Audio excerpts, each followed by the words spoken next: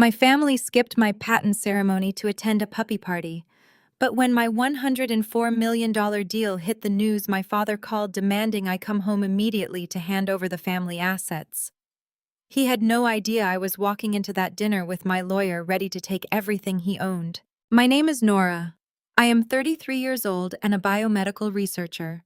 Before I continue this story, let me know where you are watching from in the comments below. Hit like and subscribe if you have ever had to stand up to family who underestimated your worth. The main auditorium of the United States Patent and Trademark Office in Washington, D.C., was brilliant, filled with polished mahogany and bright lights. This was the culmination of 7 years of relentless work, endless nights in the laboratory, and countless moments of self-doubt. I was receiving the formal patent for a revolutionary artificial skin graft material, a bioengineered tissue designed to accelerate healing for severe burn victims without the need for painful donor sites. It was a massive medical breakthrough, the kind of achievement that scientists dream of their entire lives. As I stood on the stage, listening to the director announce my name and read a summary of my work, I looked down at the front row. There were 4 premium VIP seats positioned right in the center, offering the best view in the entire hall. I had reserved them months in advance. I had paid for premium travel arrangements and sent customized invitations to my family. Those 4 chairs were completely empty. The gold name cards resting on the velvet cushions mocked me. Edward, Margaret, Carter, Allison, my father, my mother, my older brother, and my younger sister. They were not delayed by traffic. They were not caught up in a travel emergency. They simply had not bothered to show up.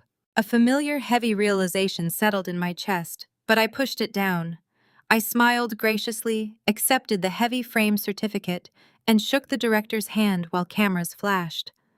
I projected absolute confidence and professional pride, ensuring that no one in that room could see the fracture in my heart. As soon as the formal presentation concluded, I stepped off the stage and navigated my way out of the crowded auditorium. I walked down the long, quiet marble corridor of the building, my heels clicking against the floor. I pulled out my phone and dialed my mother. I needed to hear it directly from her. I needed to know exactly what was more important than the defining moment of my career. She answered on the 5th ring. The background noise on the line was deafening. I could hear loud pop music, the clinking of glasses, and a chorus of people laughing. "Oh, is it you, Nora?"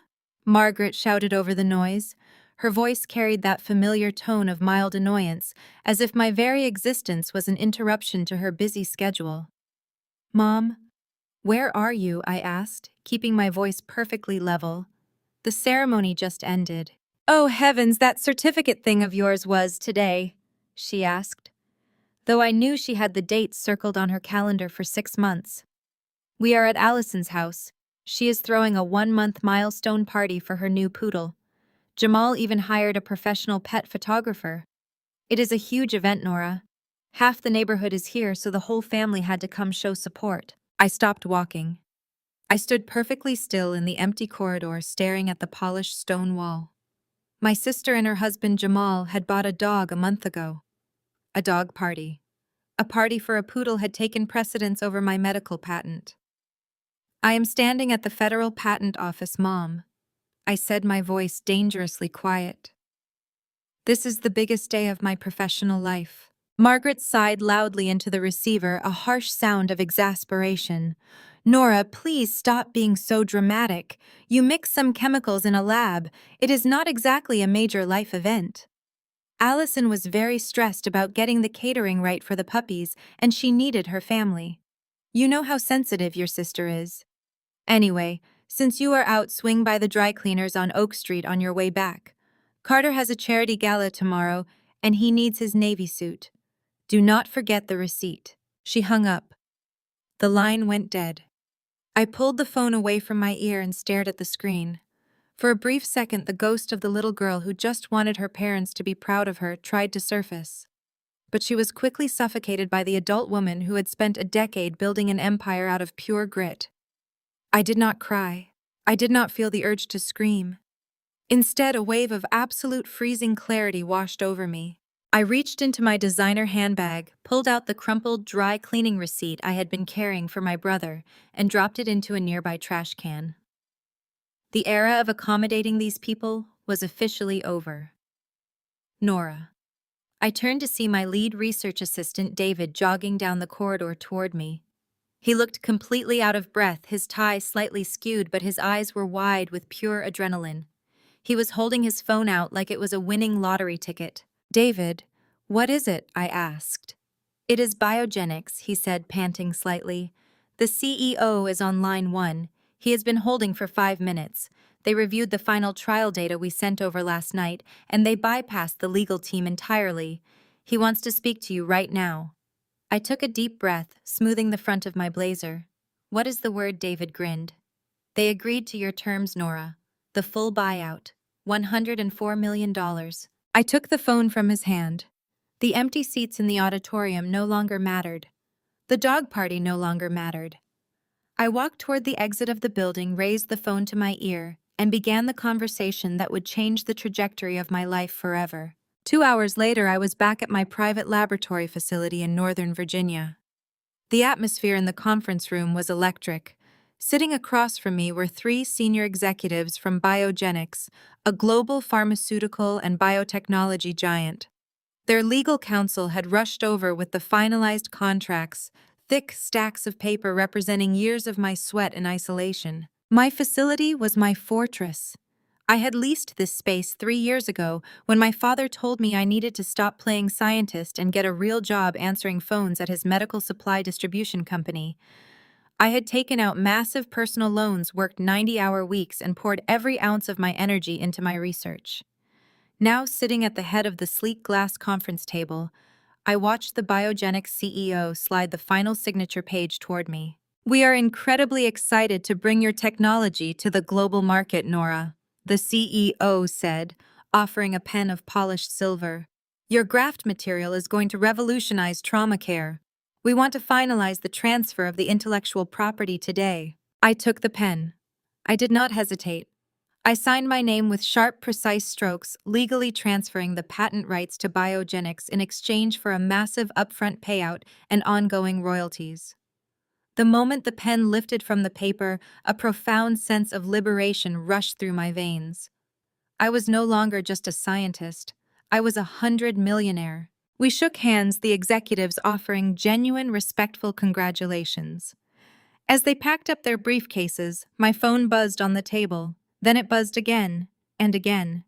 Within seconds, a continuous stream of notifications began lighting up my screen. David rushed into the conference room holding up an iPad. Forbes just published the exclusive, he announced, his voice vibrating with excitement. I looked at the screen. There was a professional portrait of me in my laboratory coat standing next to a microscopic rendering of my skin graft material. The headline read, 33-year-old scientist, Nora revolutionizes medicine with $100 million biogenics deal. The article detailed my journey, the science behind the patent, and the monumental financial terms of the acquisition. My phone was practically vibrating off the glass table. Emails from industry colleagues, text messages from old university professors, and LinkedIn connection requests were flooding in by the second. The world knew. The news was out. And then a specific ringtone cut through the chaos. It was my father, Edward. Edward was a man who built his identity on control and perceived wealth. He was the president of a regional medical supply distribution company, a business he constantly bragged about at the country club, despite the fact that I knew his profit margins had been steadily shrinking for years. He demanded total submission from his children. Carter. My older brother was a useless vice president at his company, doing nothing but collecting a massive salary. Allison, my younger sister, was essentially paid to simply exist and marry a man my father deemed socially acceptable, which ironically ended up being Jamal, a smooth-talking notary public who fancied himself a financial advisor. I had been the only child to break away from Edward's suffocating grip, and he had punished me for it by constantly belittling my career. I answered the call, pressing the phone to my ear. "Hello, Edward, you ungrateful, deceitful little brat," my father roared. His voice was so loud, I had to pull the phone slightly away from my ear. I could hear the chaos in the background. The poodle party had clearly been interrupted. "Is there a problem?" I asked calmly, pouring myself a glass of sparkling water from the carafe on the table. "You dare ask me if there is a problem," he yelled. "Carter just showed me the Forbes article. You sold a $100 million patent to biogenics without consulting me. You went behind my back and sold our property." I took a slow sip of water. "Our property," I repeated, letting the absurdity of his claim hang in the air. "I filed the patent under my own private LLC, Dad. I funded the research with my own loans. You literally told me 3 years ago that my project was a waste of space and kicked me out of the garage so Allison could store her winter wardrobe in it. Do not play games with me, Nora." He snarled, his breathing heavy and erratic. "You lived under my roof. You ate my food. You used the laptop I bought you in college. That makes your intellectual property a family asset. You have no right to hoard this kind of money while my company—" He caught himself stopping abruptly before revealing too much. "You have an obligation to this family." "An obligation," I said softly. "Like the obligation to show up to your daughter's patent ceremony instead of a dog party." "Do not change the subject," he barked, entirely dismissing my pain. "We are having a family dinner this Saturday at the estate. You are going to cancel whatever plans you have, and you are going to be there at exactly 7 o'clock. We need to talk about restructuring your finances and integrating your little windfall into the family trust. Do not think you can hide this money from me." He hung up before I could say another word. I slowly lowered the phone, staring out the floor-to-ceiling windows of my laboratory. The audacity was almost breathtaking. For my entire life, they had treated me as a failure, an embarrassment, the stubborn middle child who refused to conform. They had offered me absolutely zero emotional or financial support when I was struggling to build my technology. Yet the very minute I achieved monumental success, they felt entirely entitled to the fruits of my labor. My father actually believed he could simply summon me to dinner and bully me into handing over my fortune. I unlocked my phone and dialed a number I kept on speed dial. It was Maxwell, the most ruthless, brilliant corporate litigator in Washington, D.C., a man who specialized in high-stakes financial warfare and asset protection. He had helped me structure the biogenics deal, and he knew exactly how vicious the corporate world could be. "Maxwell," I said when he answered. "Congratulations, Nora." His deep, smooth voice came through the line. "The funds are currently clearing the escrow accounts. You are officially a very wealthy woman. How does it feel?" "It feels like war," I replied, my voice completely devoid of emotion. "I need you to run a deep, comprehensive financial background check on my father's company. I want to know everything: his debts, his outstanding loans, his creditor relationships, and his liquidity. I want every single skeleton pulled out of his corporate closet by tomorrow morning." "Is there a problem with the family?" Maxwell asked, his tone shifting immediately into business mode. "My father just demanded I come to a family dinner this Saturday to surrender my assets to him," I said. A cold, sharp smile touching my lips. "He thinks I am still the terrified little girl he used to bully." I heard Maxwell chuckle darkly on the other end of the line. "And what exactly do you want me to prepare for this dinner?" "Prepare the files, Maxwell," I said, walking out of the conference room and looking over my beautiful, independent laboratory. "It is time to take out the trash." The crisp Tuesday morning air felt different today. It tasted like victory. I pulled my car into the reserved parking space of my private research facility, mentally reviewing the transition protocols with biogenics. The $104 million wire transfer was scheduled to clear escrow by Friday. My life had completely transformed overnight, yet as I stepped out of my vehicle, the ghosts of my past were already waiting to drag me back down. Leaning against the hood of my car, holding a cup of artisan coffee like he owned the entire lot, was my older brother Carter. At 35, he was the supposed heir to our father Edward's medical supply empire. He wore a custom-tailored suit that barely hid his expanding waistline, a physical manifestation of his lazy, entitled existence as vice president of absolutely nothing. He had not earned a single promotion in his life. Every title, every paycheck, every luxury vehicle was handed to him simply for being the firstborn son. Well, look who finally decided to show up to work, Carter said, pushing himself off my car. His voice carried that familiar, arrogant drawl he used whenever he wanted to assert dominance. I have been waiting out here for 20 minutes, Nora. You really need to tell your security guards to be more accommodating to family members. I had to threaten to get them fired just to stand by your parking spot. I locked my car, the sharp beep echoing across the concrete. My security guards do not work for Edward. They work for me, and they are instructed to keep trespassers off the premises. State your business, Carter, or I am having you escorted off the property. Carter scoffed, taking a slow sip of his coffee. He looked around the exterior of my laboratory building with a mixture of disdain and greed. He had never once visited this facility during the 3 grueling years I spent building it. Now that it was worth a fortune, he suddenly had a vested interest. Let us skip the hostile act, Nora, he said, stepping into my path as I moved toward the glass entrance doors. Dad told me about your little phone call yesterday. You are acting incredibly immature. We saw the Forbes article. Biogenics paid a ridiculous amount of money for that skin graft material. Dad is willing to look past your disrespect yesterday. But we need to talk business right now. We have no business to discuss, I replied coldly, tightening my grip on my briefcase. Actually, we do, Carter countered, his face hardening. Dad and I crunched the numbers this morning. 52 million. That is exactly 50% of the buyout. We want the wire transfer initiated to the family company trust by the end of the business day. Consider the other half your personal bonus for a job well done. We are being more than generous leaving you with 50 million. I stared at him. The sheer audacity of his demand was so staggering that for a fraction of a second I thought it was a terrible prank. I looked into his eyes and saw nothing but genuine predatory entitlement. He actually believed he had a right to half of my life's work. You want $52 million? I stated, keeping my voice deadpan. For what exactly? What possible contribution did you or Edward make to my artificial tissue research? Carter rolled his eyes and let out an exasperated sigh, playing the role of the exhausted older brother dealing with a difficult child. Do not play stupid, Nora. You built this technology on the foundation of the family's resources.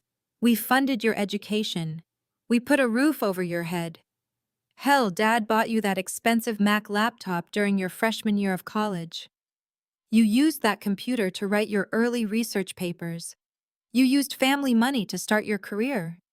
That makes your intellectual property a family asset. We are just collecting our rightful return on investment. The gaslighting was so textbook, it was almost laughable. They had spent my entire life rewriting history to fit their narrative of benevolence, completely erasing my struggles and hard work.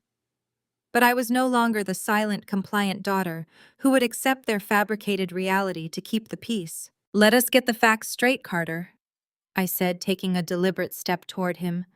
My voice was a low, dangerous weapon. First of all, Edward did not buy me that laptop. I worked double shifts at the campus library and took a weekend waitressing job just to afford a refurbished computer because Dad refused to pay for anything related to my science degree. He told me it was a useless major. Carter waved his hand dismissively. Details. The point is, family money supported you. Family money. I stepped even closer, forcing him to take a half step back against my car. Let us talk about family money. Let us talk about my college trust fund, the one my grandparents set up for me. Do you remember what happened to that money, Carter? His smug expression faltered for a brief second. A flash of genuine panic crossed his eyes before he quickly masked it with anger. That has nothing to do with this. It has everything to do with this, I shot back, refusing to let him control the narrative. Edward drained my entire college fund. Every single penny was completely wiped out. And do you want to know why? Because you went on a bender in Las Vegas when you were 22 years old? You racked up a massive gambling debt with people who do not send polite collection letters. You came crying to Dad, and he stole my future to bail out his golden boy. I had to take out crippling student loans and work myself into the ground while you were handed a vice president title at a company you do not even know how to run. Shut your mouth! Carter spat, his face turning an ugly shade of red. He threw his coffee cup onto the pavement, the dark liquid splashing against the concrete. You have no idea what you are talking about. You have always been jealous of me. You have always been the bitter, isolated loser of this family. I am the one holding a $104 million contract, I reminded him, my voice perfectly steady despite his escalating rage. Meanwhile, Edward's medical supply company is bleeding cash because you cannot manage a simple distribution spreadsheet. Do not project your massive failures onto my success. You are a 35-year-old man begging his younger sister for a $50 million handout in a parking lot. It is pathetic. I watched the truth physically strike him. For his entire life, the family had protected him from the reality of his incompetence. I was holding up a mirror he desperately wanted to shatter. I stepped around him, making my way toward the secure entrance of my building. Tell Edward he is not getting a single dime from me, I said without looking back. And if you ever show up at my facility again, I will have you arrested for trespassing. I swiped my security badge at the terminal. The heavy glass doors unlocked with a satisfying click. Just as I pulled the handle, Carter's voice stopped me. His previous panic was gone, replaced by a dark, sinister confidence that made the hairs on the back of my neck stand up. You really think you are walking away with all that cash? Carter asked, a sickly sweet tone creeping into his voice. You really think you hold all the cards here, Nora? I paused, my hand resting on the metal door handle. You should really check the corporate registry. Little Sister Carter taunted, his footsteps echoing as he walked slowly toward my back. Dad is not asking for a favor. He is making a demand. You see, he already talked to the family attorneys. You might want to ask yourself how a failing company like ours managed to secure a massive commercial loan last month. Did you really think Dad would let you register a medical patent without taking precautions? I turned around to face him. His arms were crossed, and a triumphant, arrogant smirk was plastered across his face. We own the patent, Nora Carter said, dropping the bomb with absolute glee. The intellectual property is registered under the family corporation. You just sold our property to Biogenics. We do not just want 50%. We own the whole thing. See you at family dinner on Saturday. Do not be late. He turned around and swaggered back toward his leased luxury car, leaving me standing at the entrance of my laboratory. The morning sun suddenly felt cold. A trap had been set, meticulously hidden beneath months of my father's calculated silence. I watched Carter's car speed out of the parking lot, my mind racing through thousands of legal documents I had signed over the past 3 years. I did not panic. I simply pulled out my phone and hit speed dial. The game had completely changed, and it was time to unleash a nightmare they could never comprehend. By noon, I was deep into reviewing the preliminary financial dossiers Maxwell had sent over. My father's company was bleeding money faster than a severed artery. But before I could analyze the exact depth of his debt, the heavy glass door to my private office swung open without a knock. In walked my younger sister, Allison, dripping in designer labels paid for by my father, clutching a tiny, trembling dog in a ridiculous cashmere sweater. Right behind her was Jamal, her husband. Jamal was a 32-year-old African-American man who carried himself like a Wall Street titan, despite the fact that his only actual qualification was a notary public stamp and a failed stint selling life insurance. He fancied himself a financial advisor, mostly by managing the allowance my father gave Allison. "Nora, we need to talk," Allison announced, dropping onto my pristine white leather sofa without being invited. She did not even ask how my morning was. She did not say congratulations. Jamal stepped up to my desk, flashing a bright, perfectly practiced smile. He placed his hands flat on the glass surface, leaning in like we were old friends sharing a secret. "Nora, look," Jamal said, his voice dripping with smooth, condescending concern. "We know Carter came down here this morning and acted like a hothead. You know how he gets. He lacks finesse. Allison and I are here to play peacemakers. We want to protect you." "Protect me from what, Jamal?" I asked, leaning back in my ergonomic chair, crossing my arms. "From yourself, mostly." Jamal chuckled, though his eyes remained entirely cold. "Listen, $100 million is lottery money. It is dangerous money. People lose their minds. The taxes alone are going to eat you alive. You are a scientist, Nora. You mix things in tubes. You do not understand capital gains, asset sheltering, or corporate sharks. You need someone who knows how to navigate this kind of wealth. He reached into his tailored suit jacket and pulled out a thick, legal-sized document, sliding it across my desk. The bold heading at the top read Family Wealth Management and Trust Agreement. I have drafted a comprehensive management strategy. Jamal continued, tapping the paper with his index finger. It places your payout into a protected family trust managed by my firm. It shields your assets from biogenics trying to claw it back, and it guarantees you a generous monthly stipend. We are doing this to keep your money safe from predators. I looked down at the document. It was not a protection plan. It was a complete surrender of my financial autonomy.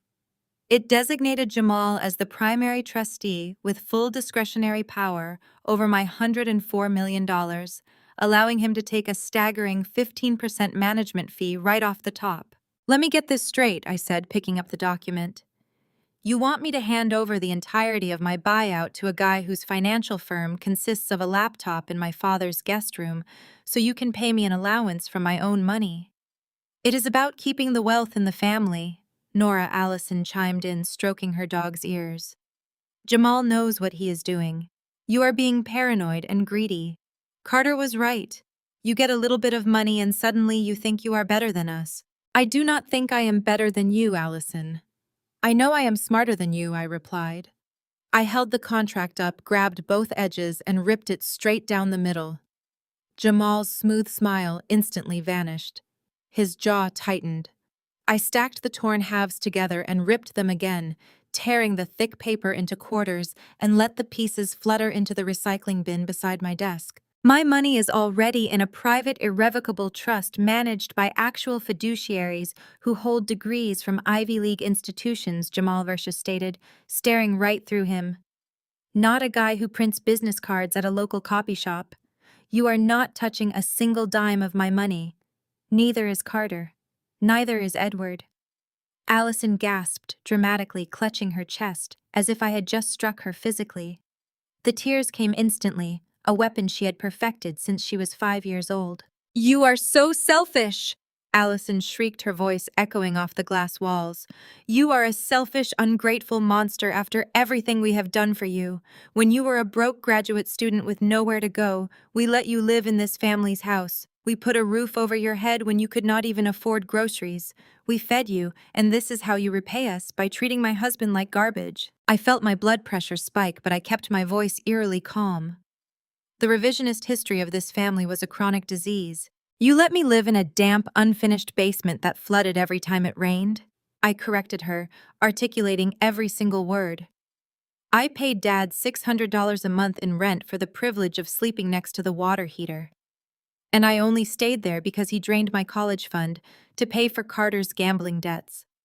Furthermore, I was the one feeding you, Allison.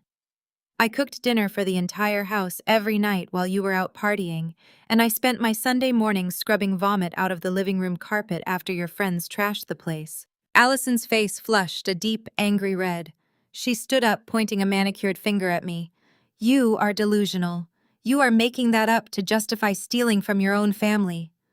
Dad warned us you would be like this. He said you were a snake. Jamal stepped in front of his wife, holding a hand up to quiet her.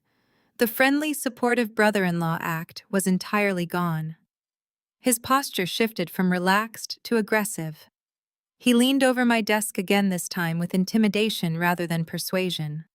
He placed his hands flat on the glass, bringing his face dangerously close to mine. You think you are so smart tearing up that contract, Jamal growled, his voice dropping an octave. You think you can just hire some fancy lawyers, take the biogenics money, and leave us in the dust? You think you hold the winning hand? I know I do, I replied, not breaking eye contact. Jamal let out a harsh, nasty laugh. It was a sound devoid of any humor. You really do not get it, do you? Nora, Jamal sneered, his eyes locking onto mine with absolute malice. You do not have to sign my management agreement. It does not even matter. Because that $104 million you think you just earned, it is already gone. I kept my face perfectly neutral, but my pulse hammered in my ears. What are you talking about? Carter was not lying this morning, Jamal said, relishing every single syllable.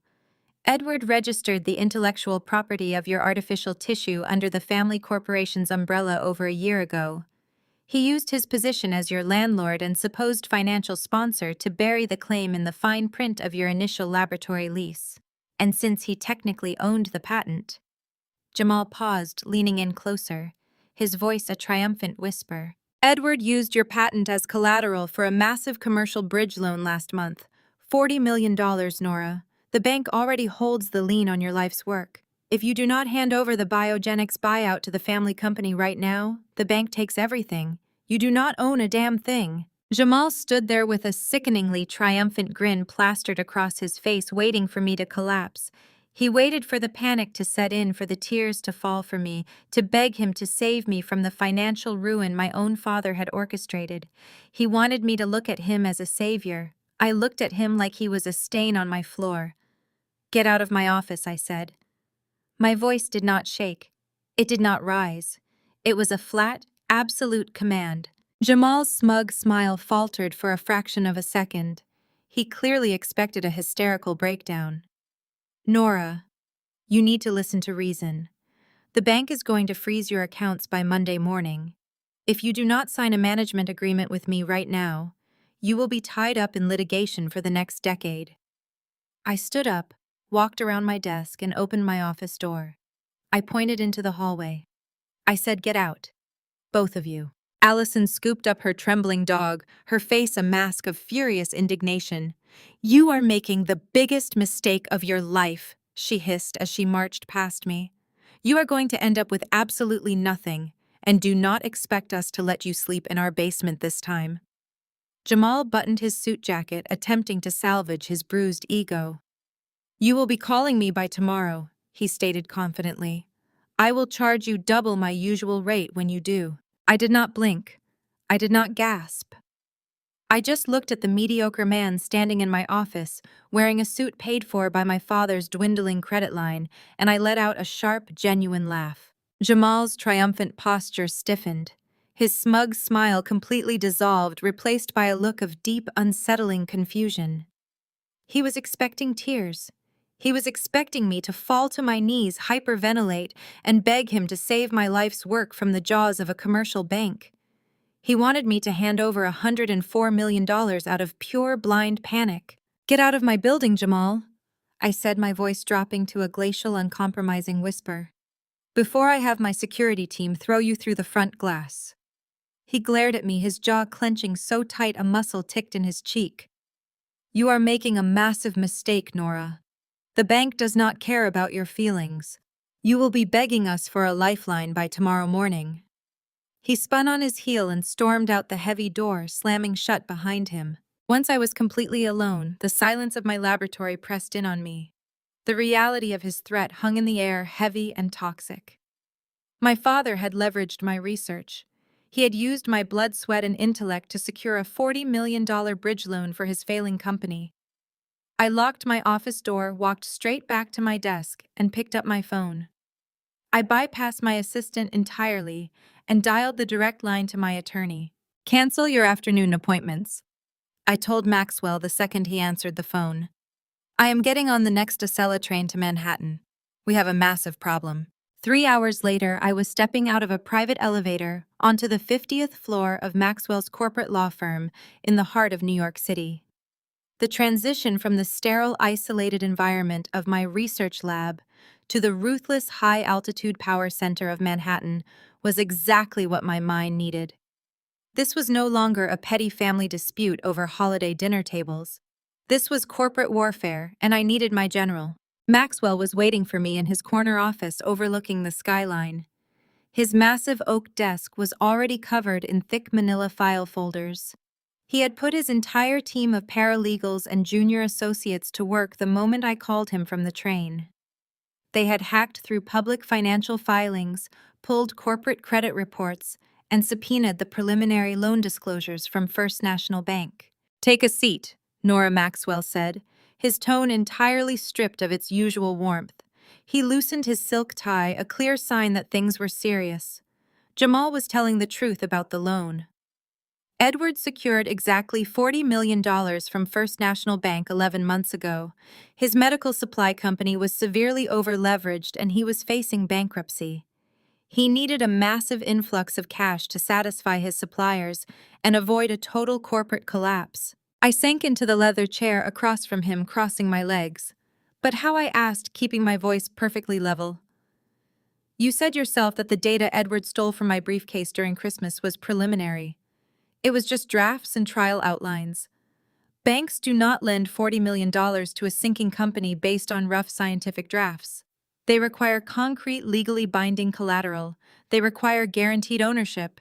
Maxwell nodded slowly, his eyes locked onto mine. You are absolutely right. Banks do not lend on drafts. They lend on guarantees. And Edward provided one. He reached across the desk and slid a single red folder toward me. My associates pulled the specific collateral schedule Edward submitted to the loan officers at First National, Maxwell explained. Edward did not just show them your research. He presented them with a legally binding contract proving that his company held the exclusive, undisputed ownership of your intellectual property. I opened the red folder. Inside was a high-resolution copy of a legal document titled Declaration of Intellectual Property Assignment and Surrender. I scanned the dense legal jargon. The document explicitly stated that I, Nora, voluntarily surrendered all rights, titles, and interests in the artificial skin graft technology to Edward's corporate entity. It stated that I acknowledged my research was funded entirely by his company and that I had zero claim to any future profits. My blood ran cold as my eyes drifted to the bottom of the page. There, resting perfectly on the solid black line, was my signature. It was my handwriting. The sharp angle of the N, the slight loop of the A. It looked exactly like the signature I used on my driver's license, on my lab leases, on my grant applications. But I had never seen this piece of paper in my entire life. I stared at the ink, a sickening realization blooming in the pit of my stomach. When I was a teenager, I used to catch Edward practicing my mother's signature on a legal pad to authorize credit card increases without her knowledge. I knew exactly what I was looking at. It is a very good forgery, I said softly, tracing my finger in the air above the copied signature. But it is a forgery. He copied it perfectly. Maxwell leaned forward, clasping his hands together. A forgery on a private contract is one thing, Nora. But look at the bottom right corner of the page. Look at what makes this document legally binding in the eyes of a federal bank. I shifted my gaze to the corner of the paper. There, stamped in bold, unmistakable blue ink, was an official notary seal. It verified that I had been physically present in the room, holding a valid photo ID, willingly signing my life's work away on a Tuesday afternoon in late November. I checked my mental calendar. I remembered exactly where I was on that specific Tuesday in November. I was in Chicago presenting my early trial data at a biomedical conference. I was 1,000 miles away from Edward's office. Who notarized this? I demanded, my eyes scanning the blurred signature over the blue stamp. You already know who notarized it, Maxwell replied, his voice dark and deadly. The pieces slammed together with explosive force. Jamal. Jamal was a licensed notary public. He had used his official state credentials to legally verify a forged document. Allison's husband had stamped the paper authenticating a massive lie, allowing my father to walk into First National Bank and steal $40 million based on a complete fabrication. They thought they had me trapped. They thought the bank held a legitimate lien on my $104 million biogenics payout. They believed that if I did not surrender my wealth to them immediately, the bank would simply seize it. They were using the threat of ruin to force my compliance. But they had fundamentally misunderstood the law. Biogenics owns your actual finalized patent because you legally signed it over to them today, Maxwell stated, leaning back in his chair. Biogenics holds a clean, unencumbered title. First National Bank, however, holds a worthless counterfeit piece of paper. Edward did not use your patent as collateral, Nora. He sold the bank a fake painting. I looked up at Maxwell. The cold, heavy sensation in my chest suddenly vanished, replaced by a roaring, incandescent fire. So the bank cannot touch my money. Not a single penny, Maxwell confirmed. Your money is untouchable. But Edward is sitting on a ticking time bomb. The moment First National Bank realizes their $40 million collateral is a forged document, they will instantly recall the loan. And Edward cannot pay it. I realize the strategy forming perfectly in my mind. His company is broke. If the bank calls the loan, he loses his business. He loses the family mansion. He loses everything. My phone buzzed inside my purse, vibrating against the leather. I pulled it out and looked at the screen. It was a text message from Edward. The words were dictatorial, stripped of any familial warmth. It read exactly like a threat from a cornered animal. Family dinner. Saturday. We need to talk. Do not think you can swallow that money alone. I placed the phone face up on the glass table, letting the notification glow brightly in the dimming light of the office. Maxwell pushed his wire-rimmed glasses up the bridge of his nose, his eyes glinting with absolute predatory anticipation. We are not just dealing with family greed anymore, Nora. Lying to a federally backed bank for $40 million using a forged signature and a fraudulent notary stamp is a severe felony. This is federal fraud. The moment we hand this folder over, Edward and Jamal are facing decades in federal prison. You hold their entire existence in the palm of your hand. Do you want to go easy on them, or do you want to crush them? I looked at the forged signature on the desk. I thought about the decades of humiliation, the constant belittling, and the absolute certainty in their minds that I would always submit to their demands. I thought about Carter threatening me in the parking lot, and Jamal trying to steal my wealth under the guise of protection. "Prepare the car, Maxwell," I replied, my voice echoing with lethal, uncompromising authority. "I will be wearing red this Saturday night." The heavy wrought iron gates of the family estate swung open, welcoming my rented black town car up the sprawling gravel driveway. Saturday night had arrived. The air was crisp, carrying the faint scent of rain and manicured pine. But inside the vehicle, the atmosphere was purely clinical. Maxwell sat beside me in his charcoal suit, a thick black leather briefcase resting on his lap. Inside that briefcase was the complete, undeniable proof of my father's federal crimes. I stepped out of the car.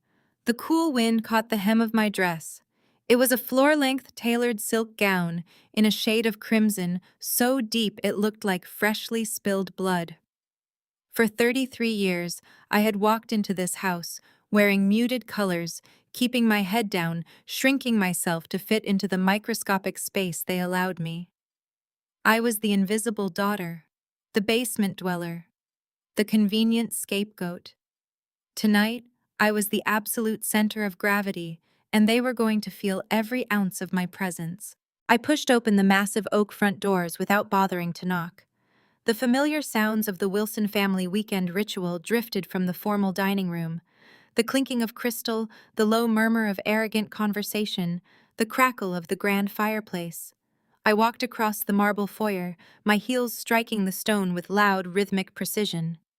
Maxwell followed silently, a perfectly honed weapon waiting to be unsheathed. I stopped in the arched doorway of the dining room. The entire cast of characters was present. Carter was leaning back in his chair, swirling a glass of scotch, looking bloated and entirely too comfortable. Allison was tapping away on her phone, ignoring her husband. Jamal was inspecting his reflection in the blade of a silver butter knife. At the head of the table sat Edward, looking exactly like the corporate monarch he pretended to be. My mother Margaret was standing by the mahogany credenza, pouring a vintage Bordeaux into a crystal decanter. She looked up. The polite, practiced smile on her face froze, then completely shattered. Her eyes darted from my red dress to the imposing figure of Maxwell, standing right behind my shoulder. The wine bottle in her hand trembled slightly, a few drops of dark red liquid splashing onto the pristine white tablecloth. "What is the meaning of this?" Margaret demanded, her voice shrill and entirely lacking its usual forced elegance. She slammed the wine bottle down onto the credenza. "Nora, what are you wearing? And who is this man? This dinner is a private family matter. We are here to discuss your financial obligations. This party is not for outsiders. Kick this lawyer out of my house immediately." The room fell completely silent. Carter stopped swirling his scotch. Allison finally looked up from her phone. Jamal stiffened his eyes, locking onto Maxwell's briefcase. Edward simply stared at me, his jaw tightening into a hard, rigid line. They were waiting for me to apologize. They were waiting for me to cower, to explain myself, to politely ask for permission to speak. I did not apologize. I did not blink. I walked slowly into the room, bypassing the empty seat at the far dark end of the table where they always forced me to sit. Instead, I walked straight to the center of the table, directly across from Edward. This was the seat of honor. This was Carter's seat. Carter scoffed, starting to rise from his chair. "Hey, what do you think you are doing? That is my place." I ignored him completely. I grabbed the back of the heavy, ornate wooden chair and pulled it out. The wooden legs scraped loudly against the polished hardwood floor, a harsh grating sound that made Allison wince. I sat down smoothly, arranging the red silk of my dress, and rested my hands flat on the table. Margaret took a step forward, her face flushing with anger. "Did you hear me, Nora? I said get this man out of my dining room before I call security. You do not bring hired help to a family dinner." I looked directly at my mother, the woman who had spent my entire childhood telling me I was too plain, too boring, too focused on useless science to ever amount to anything. "You can choose to talk to my lawyer today," I said, my voice echoing off the high vaulted ceilings with absolute freezing clarity. "Or you can choose to talk to the FBI on Monday morning. Your choice, mother." Margaret gasped, her hand flying to her throat, as if I had just struck her across the face. Carter slammed his glass down on the table. "What the hell is wrong with you, Nora? Are you having a psychotic break? You do not come into Dad's house and start throwing around empty threats about federal agents. You are here to sign the biogenics transfer paperwork. Jamal has the contracts ready. Stop acting like a dramatic child and tell your pet lawyer to wait in the car." Jamal cleared his throat, attempting to put on his smooth, professional negotiator voice. "Nora, let us de-escalate this. We understand you are overwhelmed by the sudden influx of wealth. It is causing you to act irrationally. But bringing legal counsel to a family dinner is a hostile maneuver. We are trying to protect the corporate assets from taxation and external audits. If you just look at the trust agreement." I did not even look at Jamal. I kept my eyes locked on Edward, who was sitting perfectly still at the head of the table. "You do not have any corporate assets." Jamal Maxwell spoke up, stepping forward to stand right beside my chair. His voice was deep, resonant, and dripping with professional contempt. "You have a mountain of toxic debt and a commercial bridge loan secured by a forged signature." Jamal swallowed hard. His slick confidence vanished instantly. He looked at Edward, then back to Maxwell, sweat beginning to bead on his forehead. Carter let out a loud, obnoxious laugh, attempting to break the sudden tension. "Forged signature. What kind of garbage is this? Dad owns the patent, Nora. He owns the building you work in. He owns your research. We have the paperwork to prove it. You have nothing but a big mouth and a bad attitude. Dad is being generous by offering to manage the funds for you instead of just taking the entire payout." "Carter, shut your mouth," Edward barked. The sudden explosive command from my father made everyone jump. Carter looked at Edward in utter shock, his mouth hanging open like a reprimanded child. Edward had never spoken to his golden boy that way. Never. Edward slowly pushed his chair back and stood up. He smoothed the front of his tailored suit jacket, his eyes fixed on me. He looked from my face to Maxwell, and finally to the black leather briefcase. The arrogant, untouchable patriarch was calculating the odds. He was trying to figure out exactly how much I knew and how much evidence I possessed. "You have always been difficult, Nora," Edward said, his voice dangerously low. "You have always tried to tear this family apart with your jealousy and your stubbornness. I gave you the space to do your little experiments. I funded your existence. And when you finally stumble onto something valuable, you immediately try to cut your own flesh and blood out of the deal." "You did not fund my existence," I replied, my voice slicing through his lies. "You stole my college fund to pay for Carter's gambling debts. You charged me rent to live in a flooded basement.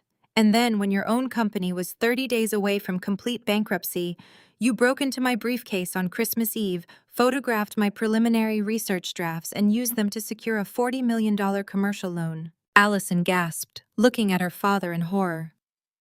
Dad, what is she talking about bankruptcy? Shut up, Allison, Edward snapped, never breaking eye contact with me. Jamal stepped back from the table, physically distancing himself from Edward. Nora, listen. Whatever your father did, I had no part in it. I am just the financial advisor. I was just trying to help organize the trust. You are the notary public, Jamal Maxwell stated, dropping the black briefcase onto the dining table with a heavy, definitive thud. You used your official state stamp to authenticate a forged surrender of intellectual property rights. You verified that Nora was in the room signing the document when we have flight records, hotel receipts, and conference logs proving she was in Chicago. You are not a financial advisor.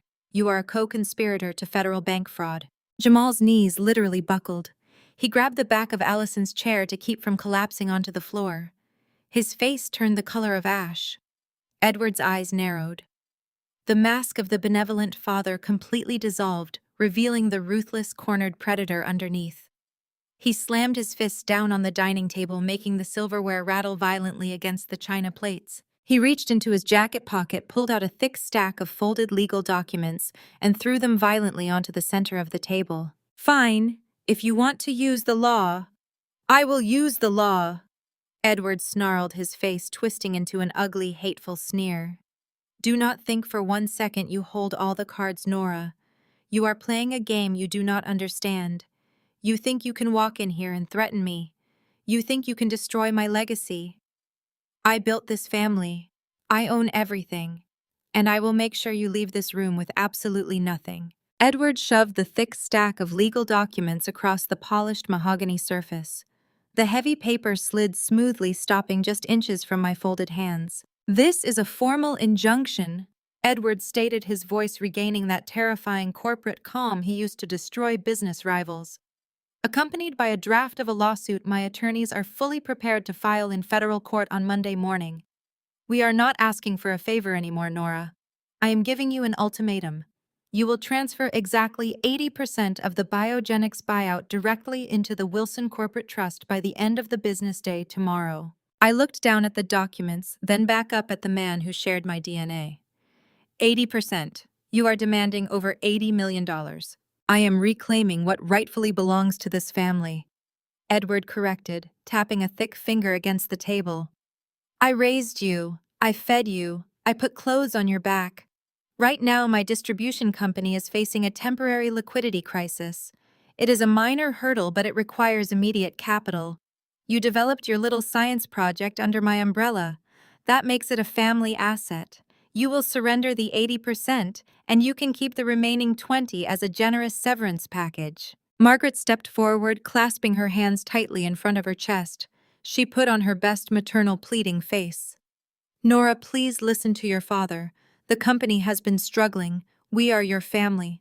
Families help each other in times of need. You do not need $100 million. No single person needs that much money. Your father and Carter have employees counting on them. Do the right thing. I stared at my mother. The sheer audacity of her plea was staggering. For 32 years, she had watched Edward and Carter humiliate me. She had actively participated in pushing me out of the family circle. Now, standing in a dining room that cost more than most people earned in a lifetime, she was begging me to save their lavish lifestyle. And if I refuse your generous offer, I asked, returning my attention to Edward. Edward leaned forward, resting his forearms on the table. His eyes were devoid of any paternal warmth. If you refuse, I will file this injunction. I will claim that you used family resources, company equipment, and company time to develop this artificial tissue technology. The courts will immediately freeze the entire Biogenics payout until the lawsuit is settled. He paused, letting the threat hang in the air. Do you know how corporate litigation works, Nora? Edward continued, his voice dripping with condescension. Biogenics will panic. The moment they see a contested intellectual property claim, they will freeze the funds in escrow. They might even pull out of the buyout entirely to avoid the legal headache. I will tie you up in court for the next 10 years. I will bleed you dry with legal fees. I have the capital to keep my lawyers fighting until you are completely bankrupt. You will not see a single dime of that money. You will lose everything. I sat perfectly still for a long moment. I let the silence stretch out, letting them believe their intimidation tactics were working. I looked at Allison, who was glaring at me with raw jealousy. I looked at Jamal, who was sweating through his tailored suit, terrified of what Maxwell was going to do. I looked at Carter, who was practically vibrating with greed. Then I let out a loud, genuine laugh. The sound echoed off the high vaulted ceiling. It was not a polite chuckle or a nervous giggle. It was a deep, resonant laugh of pure disbelief. Margaret took a physical step backward, looking at me as if I had lost my mind. Family resources, I asked, my laughter fading into a razor-sharp edge.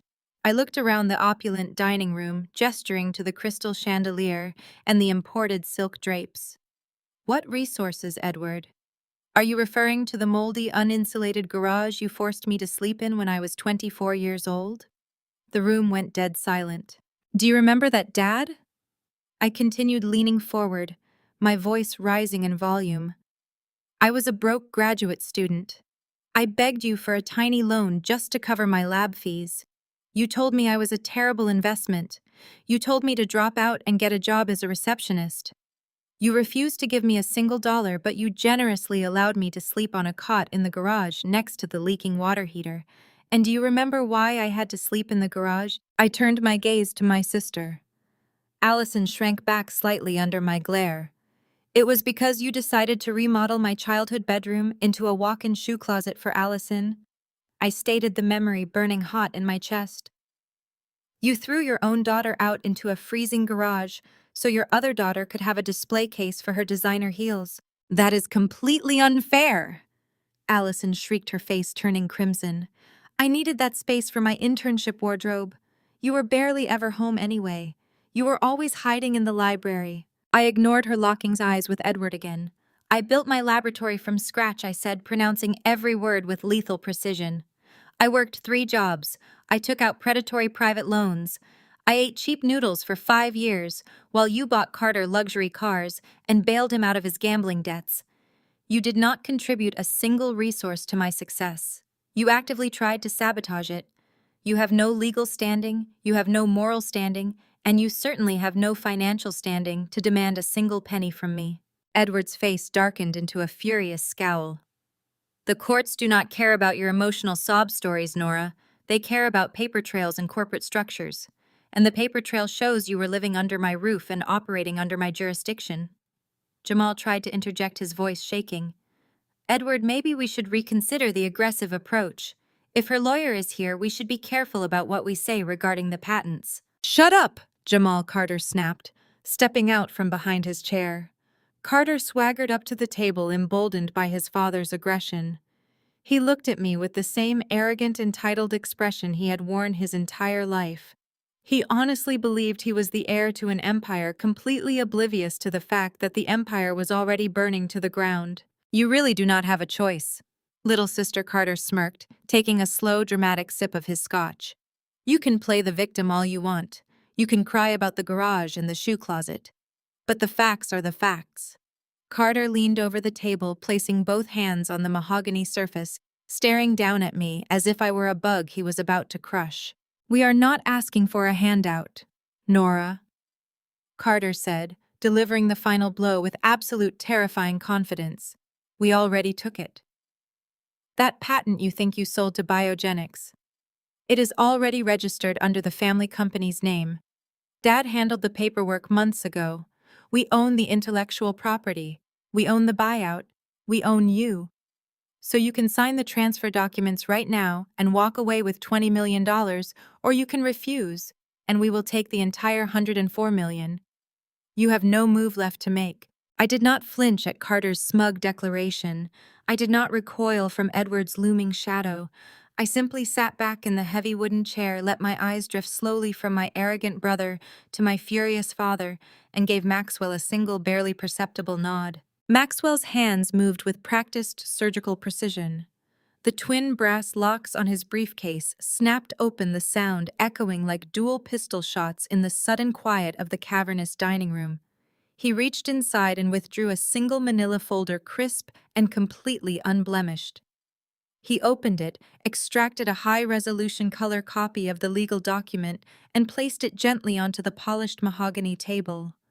With one finger, he slid it smoothly across the wood until it came to a halt right next to Edward's stack of injunction threats. "Is this the specific paperwork you are referring to, Mr. Wilson?"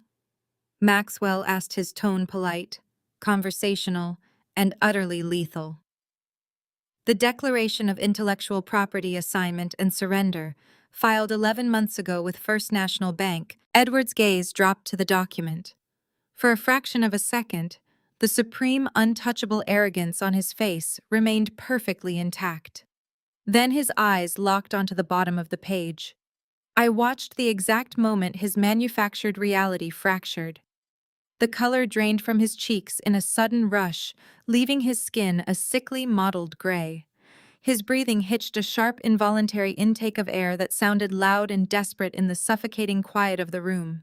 I stood up. I did not rush. I smoothed the red silk of my dress and leaned over the table, mirroring the aggressive posture Edward had taken just moments before. I pointed my index finger directly at the solid black line at the bottom of the copied page, tapping the paper right over the ink. "You are so used to treating me like property, Edward," I said, my voice dropping to a glacial whisper that commanded absolute silence. "You are so accustomed to viewing me as a quiet, compliant extension of your own ego, a disposable asset you could manage, belittle, and exploit, that you actually convinced yourself you could just take my name." The silence in the dining room was absolute, broken only by the faint crackle of the burning logs in the fireplace. "You thought you could forge my signature to secure a $40 million commercial bank loan without any consequences," I continued, enunciating every syllable with freezing clarity. "You honestly believed that because I was the daughter you so easily ignored, I would never find out, or worse, that if I did find out, I would simply roll over, cry, and accept the theft to protect the family name." I recognized the sharp angle of the N, Edward. "It is the exact same forgery technique you used on Mom's credit card applications when I was a teenager. You did not even try to alter your stroke." Margaret gasped loudly, her hand flying to her chest. "Edward, what is she talking about? What loan?" I ignored my mother, keeping my eyes locked on the man who had tormented me for 3 decades. "Do you have any idea what you have done?" I asked, leaning in closer, invading his space. "Do you have any concept of the legal avalanche hanging directly over your head right now? Committing federal bank fraud to secure $40 million is not a civil business dispute. It is not a petty family disagreement over the holiday dinner table. It is a severe, unavoidable federal crime. Do you know how many decades in federal prison forgery carries when it involves a federally insured institution?" Edward's hands began to shake. It started as a fine, barely noticeable tremor in his fingers, but it quickly spread up his arms. He gripped the edge of the dining table, his knuckles turning stark white as he desperately tried to steady himself, but the trembling was violent and completely uncontrollable. The invincible, ruthless patriarch was literally vibrating in his custom-tailored suit. He opened his mouth to speak, to yell, to issue another dictatorial command, but no sound came out. He was choking on his own absolute terror. He dropped his gaze, unable to look me in the eye, staring blankly at the forged signature, as if hoping it would magically transform into authentic ink. Carter looked from his father to the paper, his alcohol-flushed face suddenly sobering. The smug smirk vanished from his lips, replaced by a look of juvenile panic. "Dad," Carter demanded, his voice cracking. "Tell her she is crazy. Tell her that is a real signature. You said you had the corporate lawyers handle the IP transfer. You said the paperwork was completely airtight. You said we owned her research." I shifted my gaze to my brother, watching the golden boy realize his crown was made of painted tin. "He lied to you, Carter," I stated. "He lied to the bank. He lied to his shareholders. He lied to everyone in this room. Your entire inheritance, your whole guaranteed future as the CEO of this magnificent company is built on a piece of counterfeit paper. The company does not own my patent. The company owns a massive federal indictment. The dining room instantly erupted into total, unmitigated chaos. Margaret grabbed the edge of the mahogany credenza, her chest heaving as she began to actively hyperventilate. No, no, no, she stammered, her voice rising to a hysterical pitch as she looked at Edward with wide, horrified eyes. Edward, tell me this is a mistake. Tell me we are not losing the house. Tell me the federal agents are not coming here. Allison backed away from the table, her high heels stumbling over the edge of the Persian rug. She practically pressed herself against the silk wallpaper, looking at her father as if he were a live explosive. You forged it. You actually forged a federal bank document, Allison shrieked, clutching her phone to her chest. Are the feds going to raid the estate?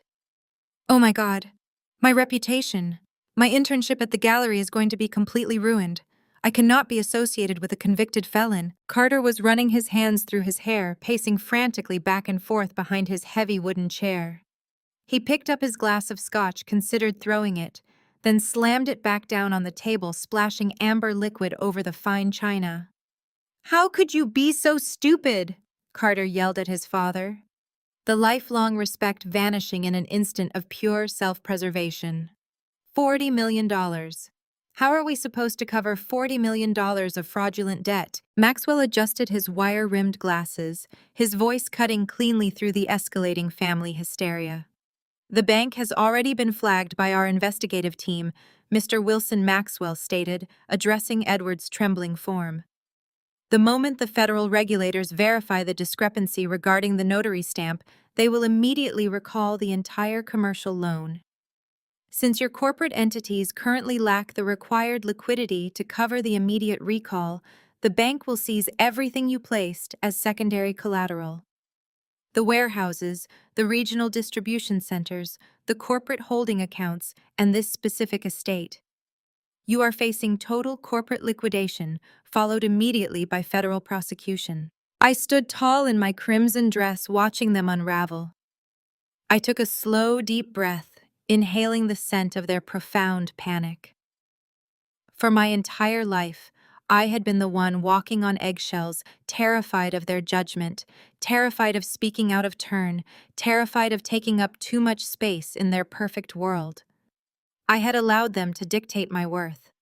Now I was the absolute architect of their ruin, and the power tasted sweeter than anything I had ever known. In the midst of the total family collapse, as Margaret sobbed and Carter continued to curse at the ceiling, Jamal suddenly moved. He pushed his chair back with a loud, grating screech against the floorboards and stood up.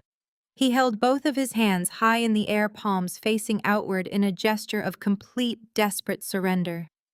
His slick, expensive suit was suddenly damp with nervous sweat. His eyes were wide and frantic, darting from Maxwell to the briefcase, and finally to me. The terrible realization had fully dawned on him that his own official notary stamp tied him directly to Edward's sinking ship, making him a primary target for the federal investigators. Okay, let us all just take a breath, Jamal yelled, his voice cracking slightly as he desperately tried to assert some kind of professional control over the rapidly imploding room. He looked at me with a pleading, terrified expression, the arrogant negotiator completely replaced by a frightened man facing decades behind bars. Calm down, Nora, Jamal pleaded, his hands still raised in surrender. Please let us just calm down and look at this rationally. We are family. There is no need to destroy everyone in this room. Let us not throw away our entire lives and our freedom over a simple misunderstanding. We can fix this before the bank makes a final ruling. I can act as a mediator. I can help negotiate a reasonable 50-50 split between you and your father. We can draft an addendum tonight, legalize the transfer retroactively, and make all the federal issues disappear. We can all walk away rich and completely out of prison. Do not play the mediator here, Jamal. The words left my mouth with the sharp, unforgiving crack of a judge's gavel. My gaze swept over his pathetic, sweating form. You do not have the leverage to negotiate a 50-50 split. You do not have the leverage to negotiate a parking ticket. I extended my hand toward Maxwell without breaking eye contact with my brother-in-law. Maxwell instantly anticipated the command reaching into the depths of his briefcase. He placed a second thinner file directly into my open palm.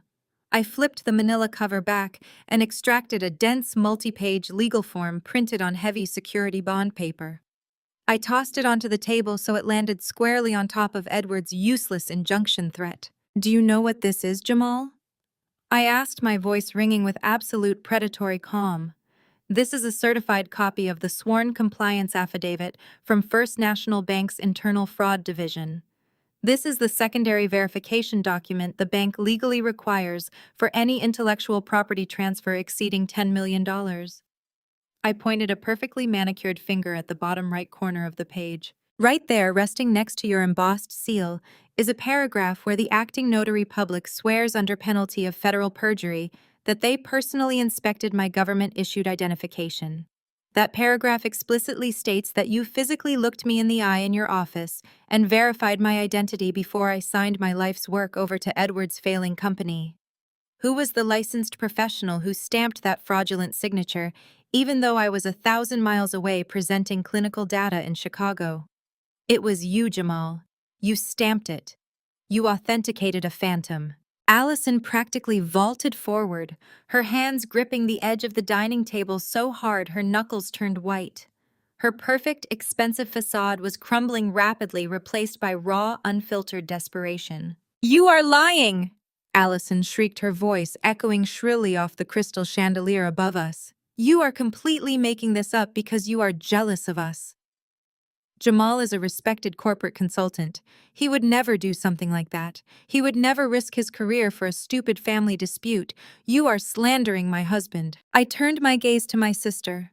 I looked at her designer dress, her diamond tennis bracelet, and the sheer panic swimming in her eyes.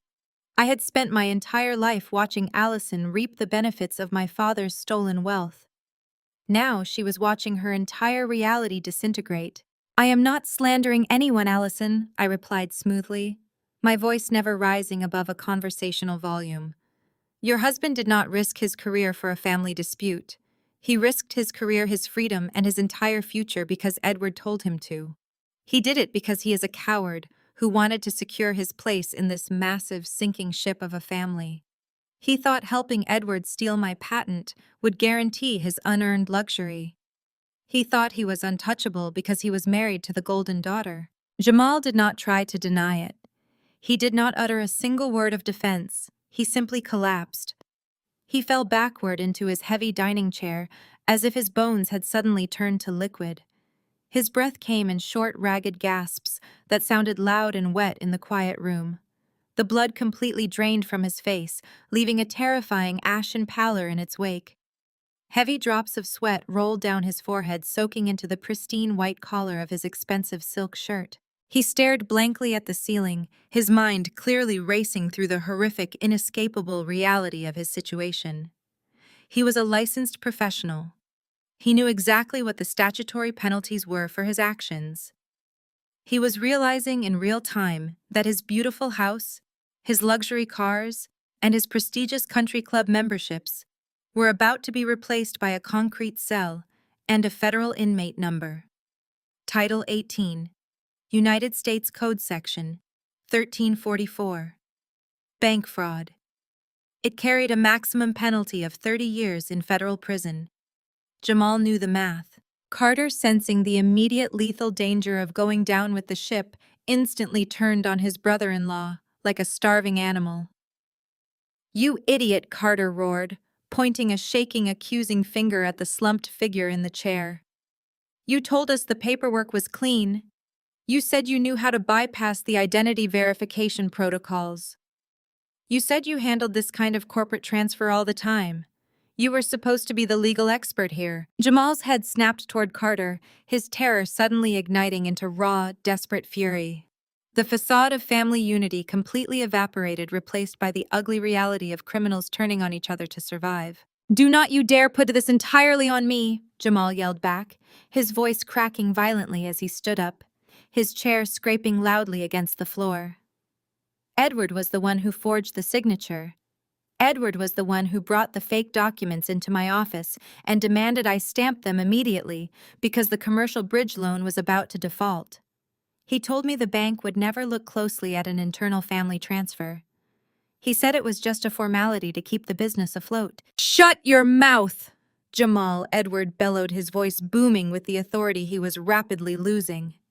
Edward slammed both of his fists onto the table with enough force to topple a crystal water glass. The delicate crystal shattered against the hardwood floor, sending shards of glass and cold water exploding across the room, but nobody even flinched. Nobody is saying another word, Edward commanded, his chest heaving as he glared at Jamal and Carter. We are not turning on each other in front of her. We are going to fix this. We are going to hire the best defense firm in the city, and we are going to bury this. There is absolutely nothing left to fix, Edward, I stated, reclaiming the command of the room with a tone of absolute chilling authority. You cannot buy your way out of a federal indictment when the bank has already secured the fraudulent documents. I stopped speaking and let the crushing weight of my words settle over them. I watched my mother Margaret silently weeping by the credenza, her hands covering her face, as her perfect social standing evaporated into thin air. I watched Carter pacing like a trapped rat, frantically trying to calculate a way to save his own skin. I watched Edward staring at me with a mixture of profound hatred and dawning terror. I took my time. I reached out slowly and picked up the crystal goblet of vintage Bordeaux that Margaret had poured before the world ended. The glass felt heavy and cool in my hand. I brought it to my lips, the rich, complex aroma of the dark wine filling my senses. I took a slow, deliberate sip. The wine was exceptional. I lowered the glass, my eyes sweeping over the trembling, broken figures of the family that had spent my entire life trying to destroy me. They were waiting for the final blow. They were waiting for me to tell them when the police were arriving. And you think that is the worst news tonight? I asked, a slow, genuine smile spreading across my face. Not even close. Edward slammed his open palm onto the table, the loud smack echoing like a gunshot, a desperate attempt to summon the terrifying authority that had ruled our lives for decades. He straightened his back, pushing his broad shoulders forward, trying to physically loom over the situation. You will not put your own father in a federal penitentiary, Edward snarled, his upper lip curling into a sneer. You think you hold all the cards because you hired a fancy lawyer, but you are out of your depth, Nora. The buyout is not completely finalized. I will call the CEO of Biogenics right now. I will tell them there is a massive, highly publicized intellectual property dispute regarding your research. Do you know how fast corporate investors run from legal liabilities? They will cancel your $100 million payout in a heartbeat.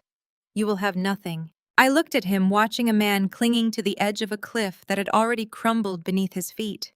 I did not raise my voice. I did not need to. I did.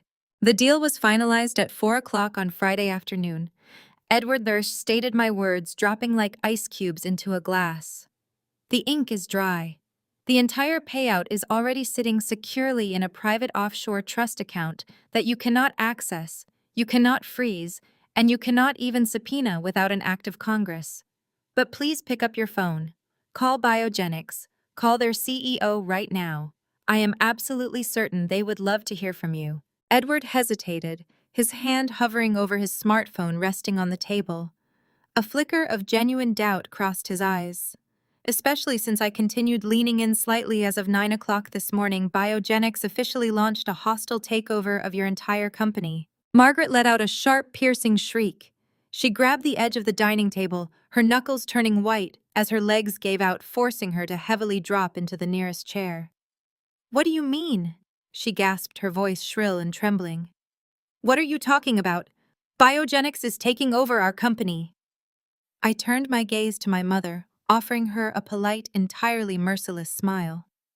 I nodded slowly. Biogenics does not want your failing manufacturing plants, I explained, addressing the entire room. They do not want your outdated, overpriced product lines. They certainly do not want your bloated, incompetent executive board. What they want, and what they just aggressively acquired a controlling shareholder interest in, is your national logistics and distribution supply chain. I gestured around the opulent dining room encompassing the entire legacy Edward had built. It turns out your regional distribution centers and your temperature-controlled transport fleet are absolutely perfect for shipping my new artificial tissue materials to hospitals across the country. They bought my patent, and then they used it as the core asset to justify swallowing your empire whole.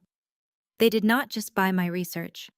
They bought the very ground you are standing on to build the factory for it. The silence that followed was heavy and suffocating, the kind of silence that precedes a violent storm. I watched the reality of total financial ruin sink into their faces. They were not just losing the buyout money. They were losing their company, their status, their identity. They were losing everything. Carter let out an animalistic roar. His face twisted into a grotesque mask of pure, unhinged rage. The golden boy, the untouchable heir, completely snapped. He kicked his chair back so violently it crashed to the floor, splintering the ornate wooden back. He lunged across the mahogany table, his heavy boots trampling over the fine china and crystal glasses, sending expensive silverware clattering loudly to the floorboards. "You treacherous bitch!" Carter screamed, his eyes wide and bloodshot, his hands reaching directly for my throat. "I am going to kill you." I did not move a single muscle. I did not blink. I simply watched him come. Before Carter could even cross half the distance of the long dining table, two towering men in dark suits detached themselves from the shadows near the entryway. Maxwell's private security detail. They moved with terrifying practice speed. One bodyguard grabbed Carter by the back of his tailored suit jacket, arresting his momentum instantly. The other seized my brother's right arm, twisting it sharply and painfully behind his back. With a synchronized, brutal motion, the two men slammed Carter face first onto the dining table.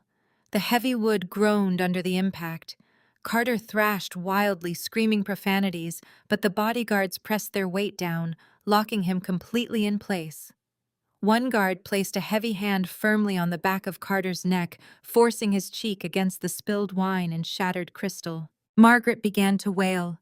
It was a high, piercing sound of absolute theatrical victimhood.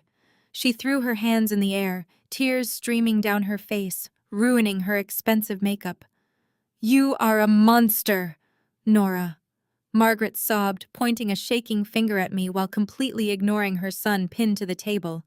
"You are a cold-blooded, ruthless sociopath. How could you do this to your own flesh and blood? We are your family. We took care of you when you had nothing. We gave you everything." Edward pushed himself away from the table, his face purple with a desperate, suffocating fury. He looked at me with absolute loathing, throwing away the final thin remnants of his paternal mask. The veneer of the respectable patriarch completely shattered. "I spent a fortune keeping you clothed and fed," Edward bellowed, his voice echoing violently off the vaulted ceiling. "I gave you a roof over your head. I paid for your existence. You ungrateful little parasite. I should have left you at a damn orphanage the day you were born." The room went dead silent again, save for Carter's muffled, angry groans against the mahogany wood and Margaret's performative sobbing. I looked at the man who had sired me. I felt absolutely nothing. No anger, no residual childhood sadness, just clinical surgical detachment. I smoothed the skirt of my crimson dress, took a step closer to the table, and looked directly into his furious eyes. "You did not spend a single cent raising me, Edward," I stated, my voice cutting through the room like a diamond blade. "You stole it all back." Edward froze, his jaw locked. "Do you really think I forgot about the college fund Grandma left me?" I continued, taking another slow, deliberate step toward him. "The dedicated trust fund that mysteriously vanished the summer I turned 18. The money that forced me to take out predatory loans and work 3 minimum wage jobs just to afford my textbooks." Edward's eyes darted nervously toward Carter, who suddenly stopped struggling against the bodyguard's grip. "You told me the market crashed," I said, my voice rising in volume, commanding the absolute attention of everyone in the room. "You told me the mutual fund investments went bad, and the money was simply gone. But that was a lie, was it not?" I turned my gaze to my brother, whose face was pressed flat against the table, his eyes wide with sudden, sickening realization. "You liquidated my entire trust fund," Edward, I declared, pronouncing every word with lethal precision. "You drained every single dollar of my inheritance to cover the $500,000 Carter embezzled from the corporate accounts 10 years ago. You stole my future, you stole my education, and you forced me into poverty, just to keep your golden boy out of a federal prison cell. I know everything. I have the bank routing numbers. I have the internal audit reports. I have the entire paper trail. The silence that followed my declaration was absolute and suffocating. It was the sound of a carefully constructed, decade-long lie finally colliding with reality. Carter stopped struggling against the bodyguards.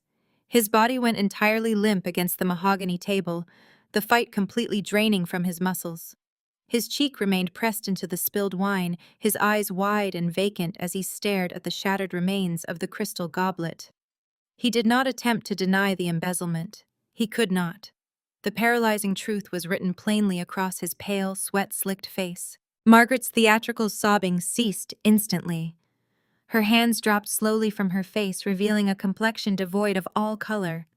The mask of the wounded, desperate mother vanished, replaced by the terrified stare of a co-conspirator caught in the blinding glare of the spotlight. She shrank back into her chair, pressing herself against the ornate upholstery, as if trying to physically merge with the furniture and disappear. Edward looked like a man who had just been struck by lightning.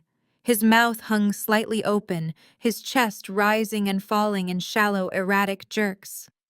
The supreme patriarch, the man who had ruled our family with an iron fist and a razor-sharp tongue, was entirely paralyzed. I stepped away from Edward and began to pace a slow, deliberate circle around the shattered wreckage of their dinner party. The sharp click of my heels against the hardwood floor sounded like a metronome ticking down the final seconds of their privileged lives. 10 years ago, Carter decided to play corporate hotshot. I began, my voice echoing clearly in the vast room. He bypassed the internal accounting protocols and siphoned exactly $540,000 from the Apex Logistics escrow account. He thought he was a financial genius. He thought he could gamble the funds on a speculative tech stock, double the money, return the principal, and pocket the massive profit. But Carter has never been a genius. He is just a greedy, impulsive amateur. I paused behind Carter's pinned form, looking down at his trembling shoulders. The stock tanked. I continued, my words landing with heavy, deliberate precision. The money vanished. And 30 days later, the auditors at Apex Logistics came knocking, demanding their escrow funds. They threatened to go straight to the federal authorities with charges of wire fraud and grand larceny. You were facing decades in prison, Carter. Your entire life was over before it even began. I resumed my slow pacing, bringing my gaze back to Edward. You panicked, I said, addressing my father. You needed $500,000 in untraceable liquid cash within 48 hours to pay off Apex Logistics and silence their auditors. You could not pull the funds from your own corporate accounts without alerting your board of directors and triggering an internal investigation. Your personal assets were tied up in real estate and offshore investments. You were completely cornered. But then you remembered the one account you had absolute unchecked control over. I stopped directly in front of Margaret. She squeezed her eyes shut, unable to bear the weight of my stare. Grandma's trust fund. I stated the memory of that betrayal burning hot in my chest. $2 million left explicitly to me, meant to cover my undergraduate education, my medical school tuition, and the seed money for my future research. You were the primary custodian on that account until I turned 18. And you, Mother, were the secondary signatory. Margaret let out a muffled whimper, shaking her head side to side. Do not shake your head at me, I snapped, my voice cracking like a whip, forcing her eyes open. You knew exactly what was happening. You signed the authorization forms right alongside him. You both marched into the bank, legally drained every single penny of my inheritance, and wired it directly to a shell account to cover Carter's stolen funds. You saved your precious son from a federal prison cell by completely bankrupting your daughter. I walked back to my seat, my eyes locked on Edward. And then came the truly masterful part of your plan, I said, my voice dropping to a low, venomous hum. You could not just steal my money and act normally. You had to explain why the daughter of a millionaire CEO was suddenly taking out high-interest private student loans. You had to justify why I was working night shifts at a diner instead of living in a luxury campus apartment like Carter did. If anyone looked closely at my sudden poverty, they might start asking questions about the trust fund. I leaned over the table again, resting my hands firmly on the polished wood. So you launched a systematic, calculated public relations campaign against your own flesh and blood. I declared, exposing the ugliest truth of my entire childhood. You branded me a failure. You told the extended family, your wealthy friends, and your country club associates that I was lazy, ungrateful, and irresponsible. You spun a tragic narrative about the rebellious daughter who refused to follow the rules, who wasted her potential, and who had to be cut off financially for her own good. You labeled me a disappointment to legitimize your financial abandonment. You threw me into a freezing, moldy garage and called it tough love when in reality it was just a cover-up for your own criminal theft. Edward finally found his voice. It was a weak, gravelly croak stripped of all its former power. "You cannot prove any of that," Edward stammered, his eyes darting frantically around the room as if looking for an escape route. "It was 10 years ago. The records are sealed. The statute of limitations has expired. You are just making wild accusations to justify destroying my company." I stared at him for a long, silent moment. The sheer audacity of his denial was breathtaking. I slowly extended my hand toward Maxwell. I did not even have to speak. Maxwell reached into his immaculate briefcase for the third time. He pulled out a thick, heavy manila envelope bound shut with thick rubber bands. He placed it in my hand. I snapped the rubber bands off, the sound loud in the quiet room. I opened the envelope and pulled out a thick stack of faded, yellowing bank statements. The paper was crisp but aged, carrying the distinct logo of the financial institution that held my grandmother's trust. I raised the stack of papers high in the air, ensuring every single person in the room could see them clearly, before slamming them down onto the table with a violent, resounding crash. The heavy thud made Margaret jump in her seat. "Did you all think I was stupid?" I demanded, my voice ringing with righteous, unfiltered fury. "Did you honestly believe I was some naive, oblivious child who knew absolutely nothing?" I pointed a rigid finger at the scattered yellow documents. "I went to the bank on the morning of my 18th birthday. I stated the memory of that devastating day, rushing back with crystal clarity. I walked up to the teller, handed over my identification, and asked for the balance of my trust fund. The teller looked at me with pity and handed me a printout showing a balance of absolute zero. She told me the funds had been entirely liquidated by the primary custodians 3 weeks prior. I looked at Carter, who was now weeping silently against the table, and then back to Edward. I did not scream.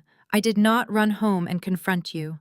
I sat in the bank lobby and requested a complete certified archival printout of every single transaction made on that account for the previous 6 months. I saw the withdrawal. I saw the wire transfer routing numbers. I saw exactly where my future went. I took a deep breath, letting the anger recede, replacing it with the cold, calculating logic that had kept me alive for a decade. "I have kept this evidence hidden for 10 years. I explained, my voice chillingly calm. "I kept these statements locked in a fireproof box under my bed in my tiny apartment. I looked at them every single time I was too tired to go to work. I looked at them every time my stomach growled because I could not afford groceries. I used your betrayal as the fuel to build my empire." Margaret stared at me, her face pale and streaked with mascara. "Why?" she whispered, her voice barely audible. "Why did you not say anything? Why did you wait so long?" "Because 10 years ago I was an impoverished college dropout," I replied, offering her a smile completely devoid of warmth. "And Edward was a powerful, connected millionaire CEO. If I had accused him of theft back then, he would have crushed me. He would have hired a dozen lawyers, tied me up in endless litigation, and destroyed my reputation before I even had a chance to start my life. I had zero leverage. I had zero power. I turned my back on my mother and focused entirely on Edward. He was completely broken, staring at the old bank statements as if they were a death warrant. I promised myself I would not speak a single word until I possessed enough power to absolutely obliterate you," I declared, the satisfaction of the moment settling deep into my bones. I waited patiently. I bided my time. I built my revolutionary technology. I secured my $100 million buyout, and I orchestrated the hostile takeover of your entire logistics network. I waited until I held every single card in the deck. I waited for the day I had enough power to make you pay for every single thing you stole from me. The room was silent, heavy with the absolute finality of my victory. They had nothing left. No company, no money, no dignity. They were completely exposed, stripped of their power and their pride. I turned slightly and looked at Maxwell. The brilliant corporate attorney simply nodded, adjusting his glasses. Maxwell, I said, my voice crisp and commanding. We are not quite finished here. Please show my father the final document, the one bearing the logo of First National Bank. Maxwell did not hesitate. He unlatched the final compartment of his briefcase and withdrew a thick, heavy portfolio bound in dark navy leather. The gold foil seal of First National Bank gleamed under the light of the crystal chandelier. He set it gently in the center of the table, pushing aside the shattered glass and spilled wine to ensure the cover remained perfectly dry. Edward stared at the leather-bound folder. He did not reach for it. He did not even blink.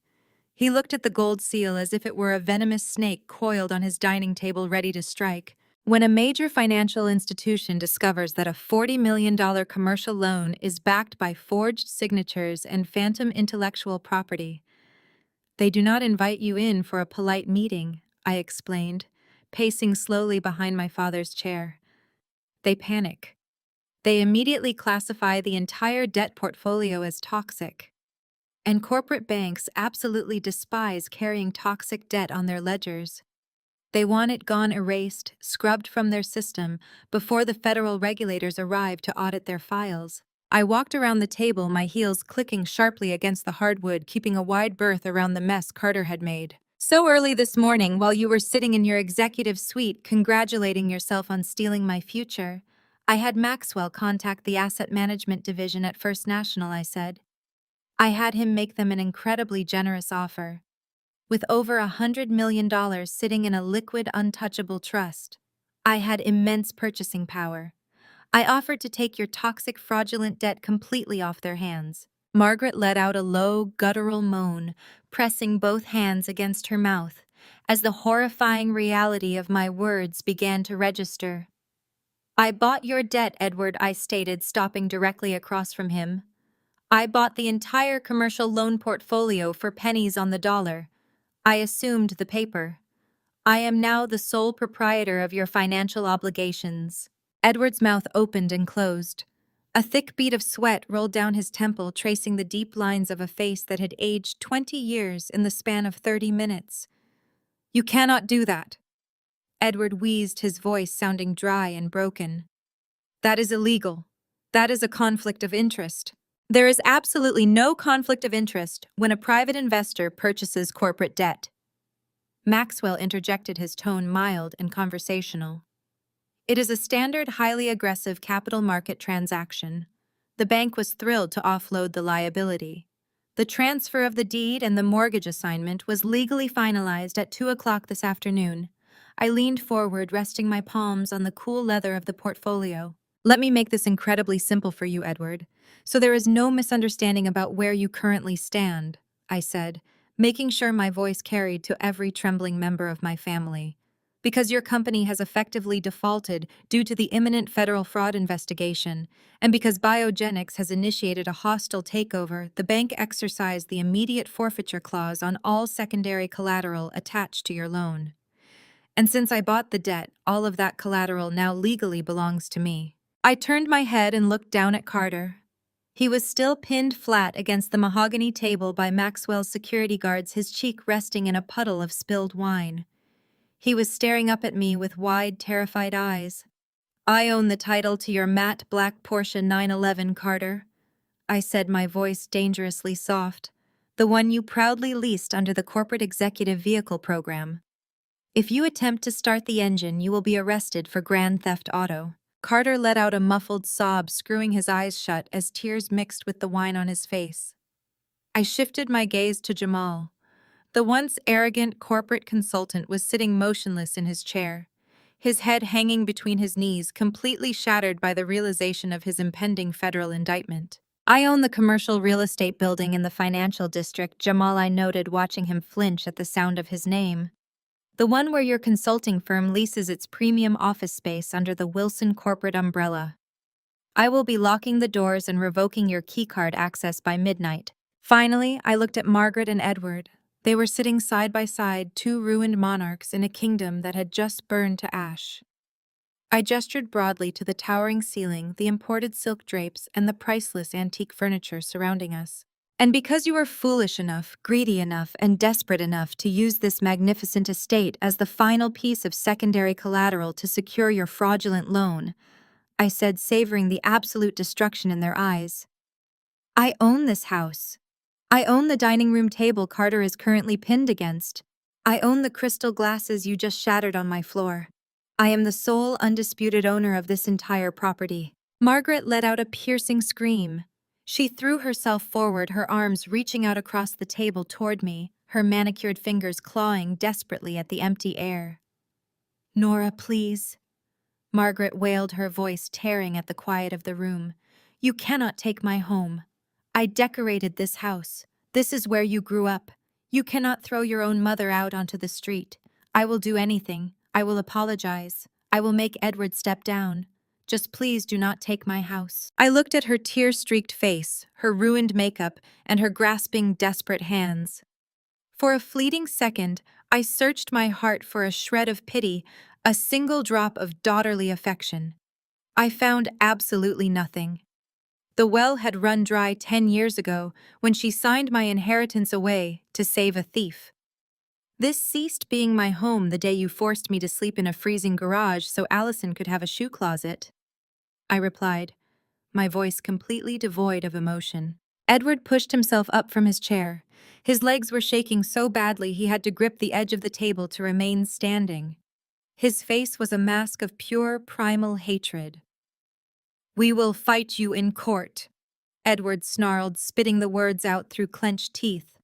"We have tenant rights. We have homestead protections. I will tie you up in eviction proceedings for the next 5 years. I will burn this place to the ground before I let you take it." Maxwell adjusted his wire-rimmed glasses, looking at Edward with profound professional pity. "Corporate collateral forfeiture supersedes standard residential protections," Mr. Wilson Maxwell stated flatly. "You explicitly signed away your homestead rights on page 47 of the original loan agreement in exchange for a lower interest rate. You waived your right to a standard eviction process. Your daughter does not need a court order to remove you. She already has it." I stood perfectly straight, smoothing the fabric of my dress one last time. I looked at the 5 people who had dedicated their lives to making me feel small, invisible, and worthless. They were broken, terrified, and completely at my mercy. "You have exactly 48 hours to vacate my property," I announced, my voice ringing with finality. "You may take your personal clothing and whatever fits into the trunks of your personal vehicles. Every piece of art, every piece of furniture, and every valuable asset remains here. If you attempt to remove anything else, or if you intentionally damage my property on your way out, Maxwell will add civil vandalism to your growing list of federal charges." I turned away from the table, signaling the bodyguards to release Carter. They stepped back simultaneously, leaving my brother to slide off the mahogany wood and collapse into a pathetic sobbing heap on the floor. I walked toward the heavy oak doors, Maxwell falling into step right beside me. The sound of Margaret's hysterical weeping echoed behind me, mixing with the heavy, defeated breathing of the men who had thought they were invincible. I reached the threshold, my hand resting on the cool brass handle of the front door. I paused and looked over my shoulder one last time. My eyes found my sister Allison, who was huddled in the corner, clutching her designer phone to her chest, her face pale with shock. "Oh, and Allison," I said, my voice carrying clearly across the ruined dining room. "Do not forget to take your toy poodle. If that dog is still on my property on Monday morning, I am sending it to the city animal shelter." I pushed the heavy doors open and walked out into the cool, dark night, leaving the ashes of their empire behind me. The weekend passed in a calculated blur of high-level meetings, legal filings, and aggressive real estate acquisitions. By the time the stock market opened on Monday morning, the financial world was completely violently upended. I sat in the leather chair of my newly acquired temporary corner office in the financial district, sipping black coffee as I watched the financial news network spontaneously combust. The headlines scrolling across the bottom of the massive television screens were spectacular. Wilson Corporate Manufacturing implodes. Read one. Biogenics completes aggressive hostile takeover. Read another. But the crowning jewel, the headline that dominated every single morning broadcast, was the explosive public unearthing of the massive financial fraud. Edward had spent decades carefully cultivating a pristine image of a brilliant, infallible industrial titan. Within the span of 48 hours, that meticulously crafted facade was reduced to absolute, unrecoverable rubble. The financial press tore into his legacy with ruthless efficiency. Investigative journalists exposed the toxic debt, the leveraged assets, and the desperate, highly illegal attempts to keep the sinking ship afloat.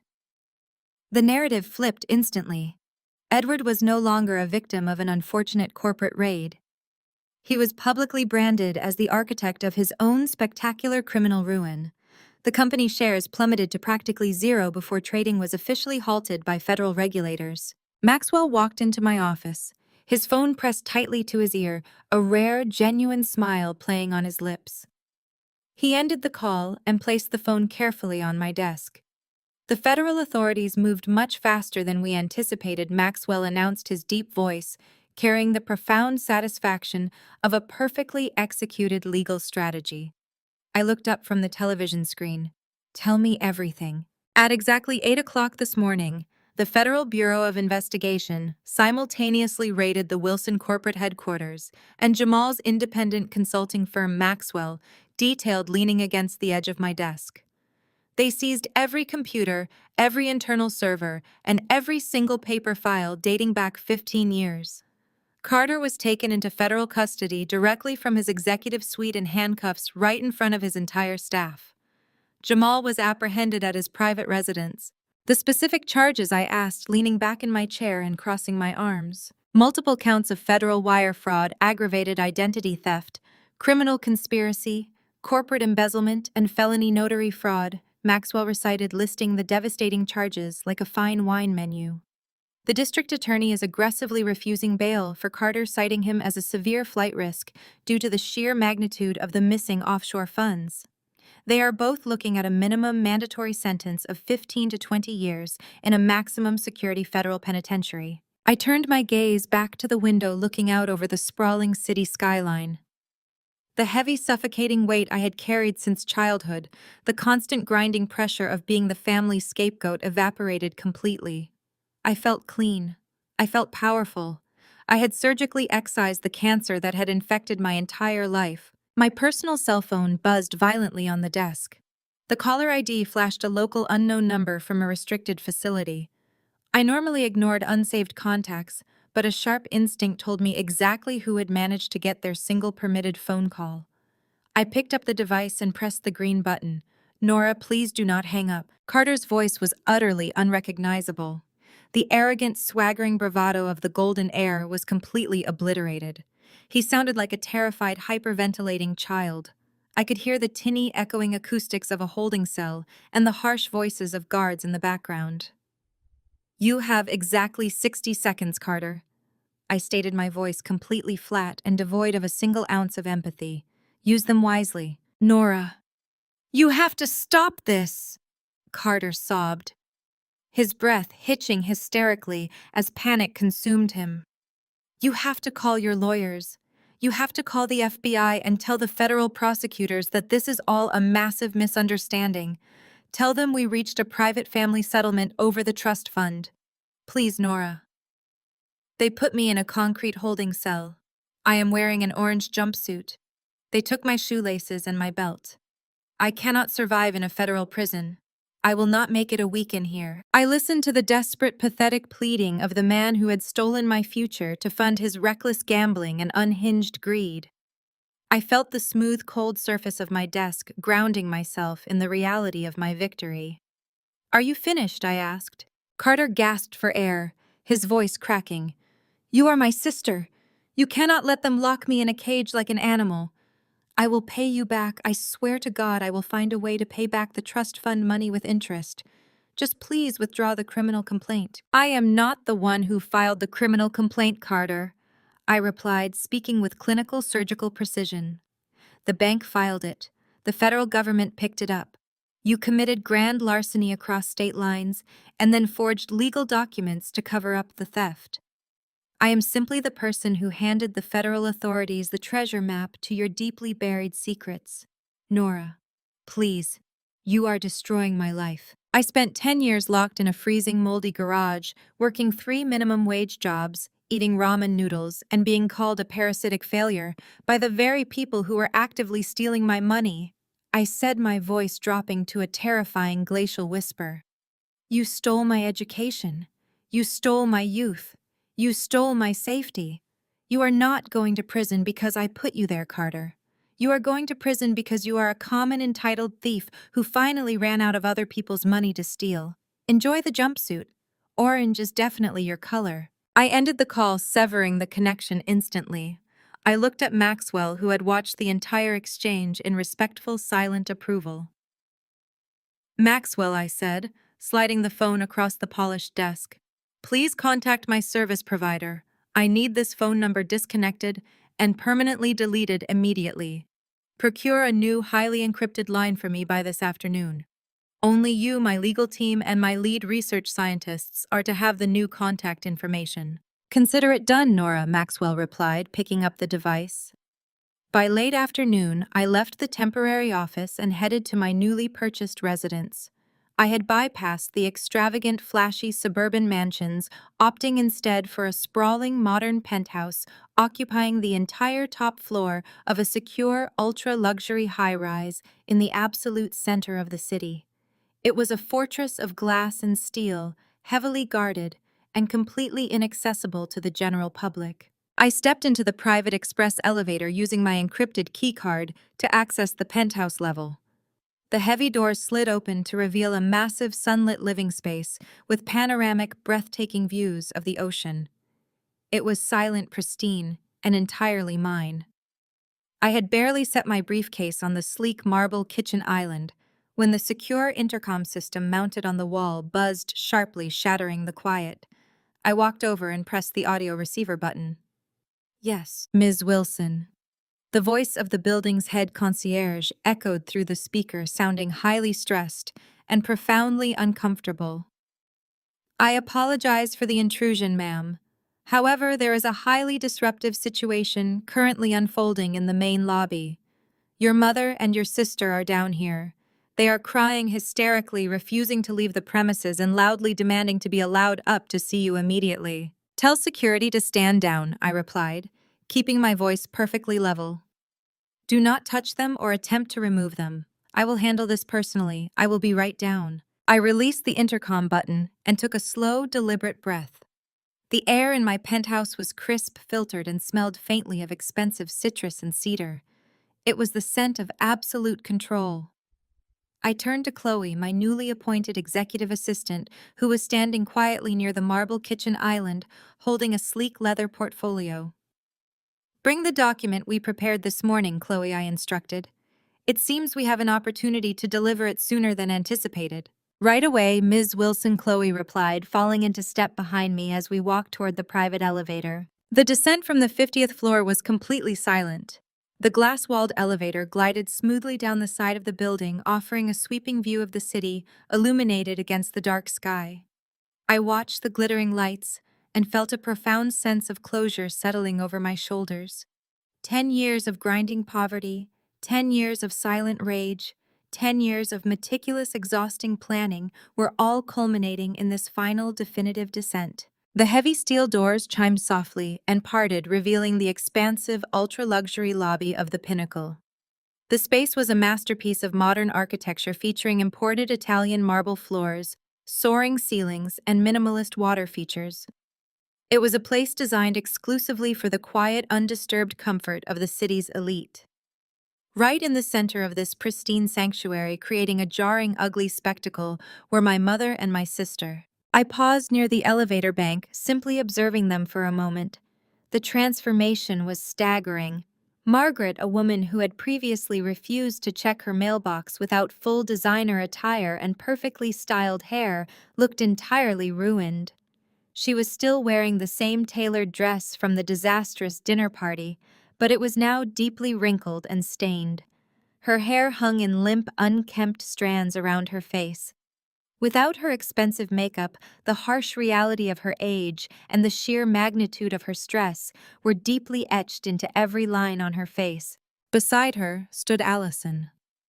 My younger sister looked like a fragile porcelain doll that had been violently shattered. She was clutching her trembling toy poodle tightly against her chest. Her mascara was smeared down her cheeks in dark, jagged tracks, and she was pacing erratically, her breathing fast and shallow. The building's head concierge, flanked by 3 imposing security guards in dark suits, looked incredibly relieved the moment he saw me approach. I offered him a brief, reassuring nod and walked across the polished marble floor toward my family. The sharp, rhythmic click of my heels echoed through the lobby. Margaret spun around at the sound. "Nora!" Margaret gasped, her voice cracking. She did not hesitate. The proud, arrogant matriarch who had ruled her social circles with ruthless elitism practically threw herself across the lobby. She stopped just a few feet away from me, and to the visible shock of the security personnel, Margaret's knees buckled. She collapsed onto the cold marble floor, looking up at me from the ground. "Nora, thank God," Margaret wept, lifting her shaking hands toward me. "You have to help us.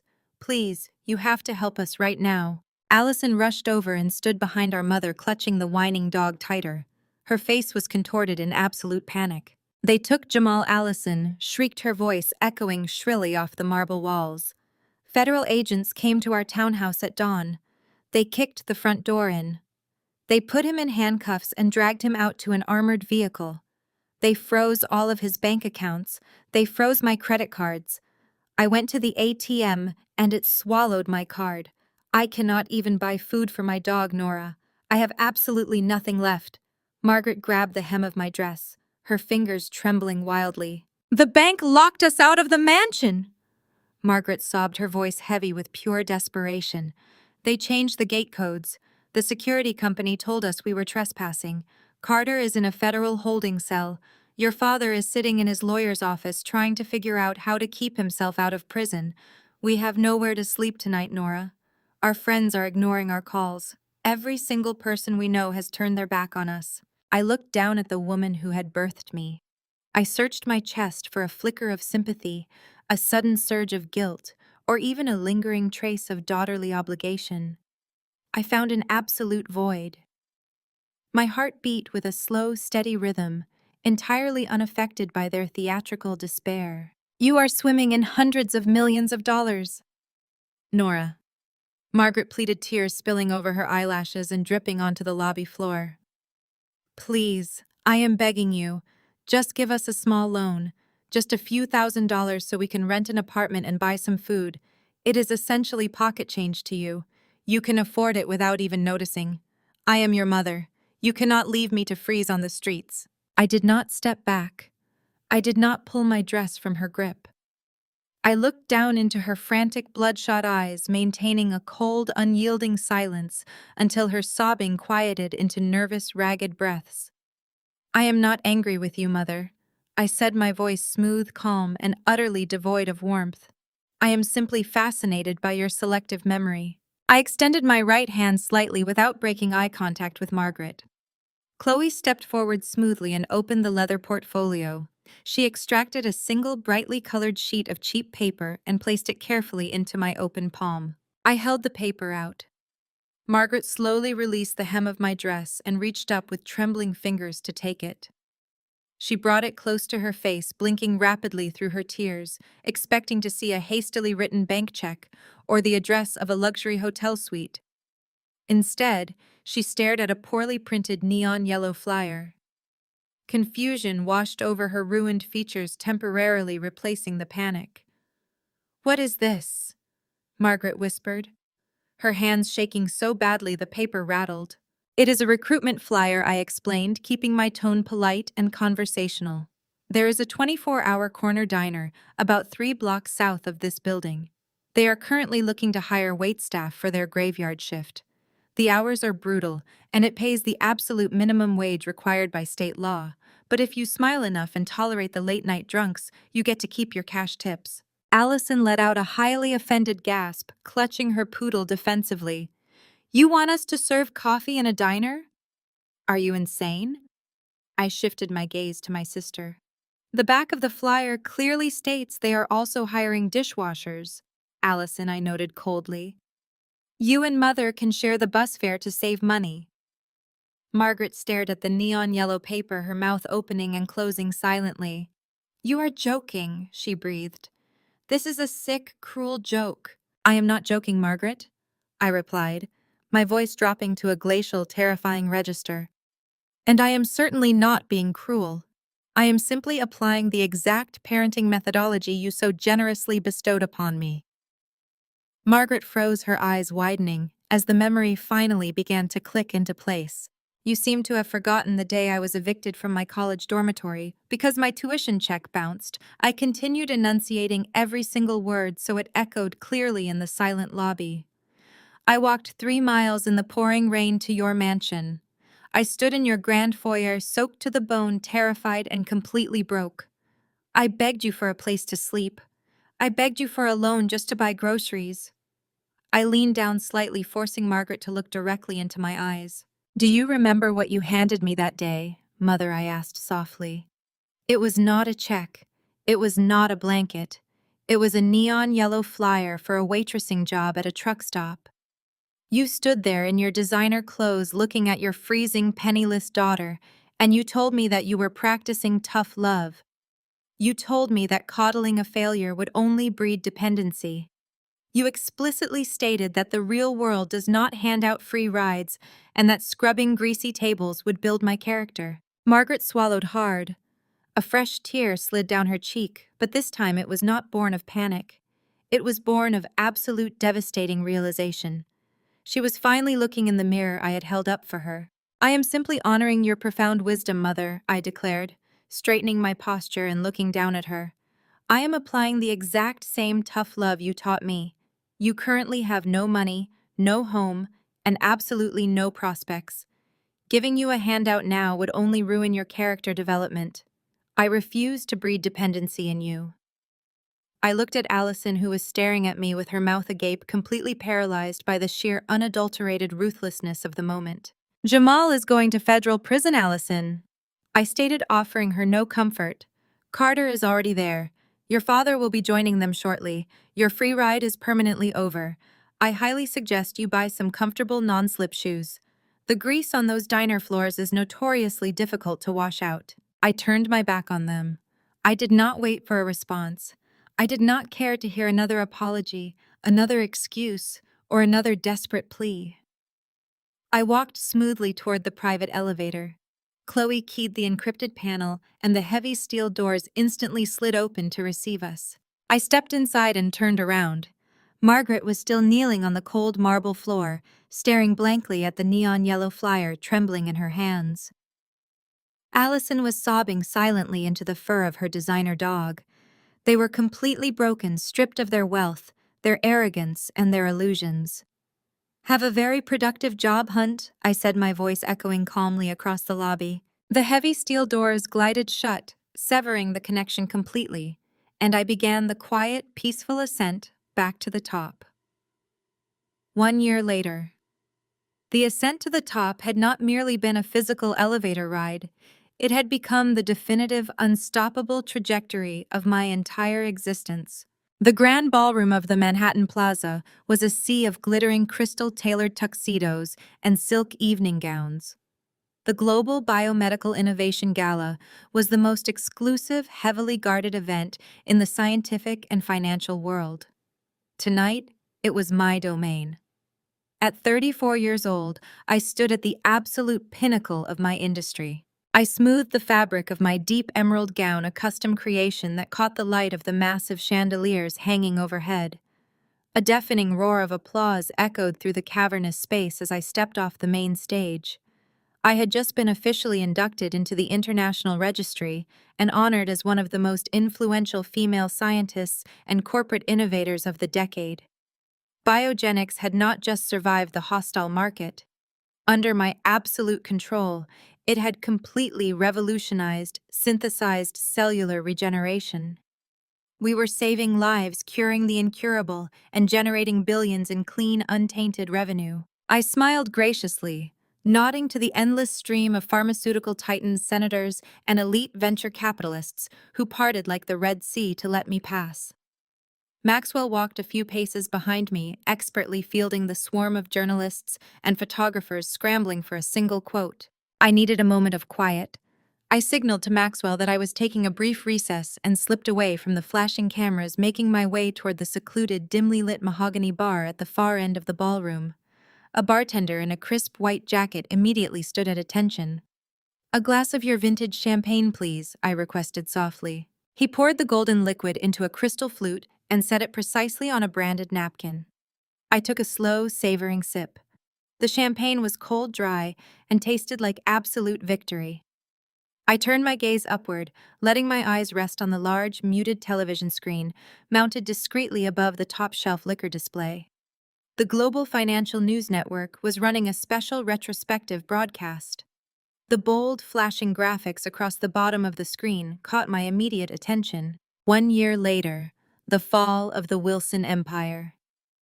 I leaned against the polished wood of the bar, the crystal flute cool against my fingers, and watched the devastating reality of karma broadcast to the entire world. I did not have to lift another finger. I did not have to plot, scheme, or actively destroy them. The cold, relentless logic of reality and the unforgiving machinery of the federal justice system had done all the heavy lifting for me. The screen cut to a stark gray aerial shot of a maximum security federal penitentiary in upstate New York. The news anchor's voice, relayed through the closed captions scrolling across the screen, detailed the final sentencing. Carter and Jamal had not survived the brutal reality of the federal court system. Stripped of their expensive defense attorneys when the bank froze their remaining assets, they had been assigned public defenders. They were both convicted on all 34 counts of corporate fraud, embezzlement, and conspiracy. The judge had been entirely unamused by Carter's weeping apologies. The footage showed a brief courtroom sketch of my brother. He looked gaunt, terrified, and utterly broken as the judge handed down a mandatory 15-year sentence without the possibility of early parole. Jamal received 18 years.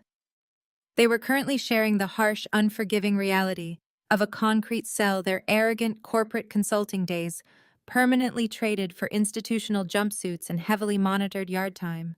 The broadcast seamlessly transitioned to the next segment. I took another sip of champagne as the screen displayed a gritty, handheld camera shot of a bleak, rain-slicked parking structure in a dismal commercial district on the outskirts of the city. There, standing in a faded, ill-fitting neon yellow security vest, was Edward. The great untouchable titan of industry had been completely bankrupted. The federal courts had stripped him of every single asset, liquidated his remaining portfolios, and slapped him with a lifelong multi-million-dollar legal restitution order. To avoid joining his son in federal prison for tax evasion, Edward was legally mandated to maintain verifiable employment to pay off his massive debts. The footage showed Edward shivering in the cold, holding a plastic stop sign. He was directing a line of honking, impatient commuters out of a discount shopping mall. His posture was completely bent, his face deeply lined and hollowed by exhaustion. A luxury sports car similar to the ones he used to collect drove past him, splashing dirty puddle water against his cheap work boots. He did not even flinch. He just kept waving the plastic sign, a ruined king serving out his sentence on the asphalt. The news segment concluded with a brief, grim update on the remaining family members. Margaret and Allison had been thoroughly evicted from my property exactly 48 hours after that fateful night in the lobby. With all their accounts frozen and their social circle permanently blocking their phone calls, they had plummeted straight to the absolute bottom of the economic ladder. A local news crew had managed to capture a few seconds of footage outside a crumbling, run-down apartment complex in a notorious slum on the city's east side. The brick was covered in graffiti, and the windows were protected by heavy iron bars. Allison was filmed storming down the cracked concrete stairs wearing sweatpants and a stained t-shirt, screaming furiously at the cameraman while clutching her severely matted, unkempt toy poodle. Margaret was visible just behind her, standing in the doorway of a cramped, dark ground-floor apartment.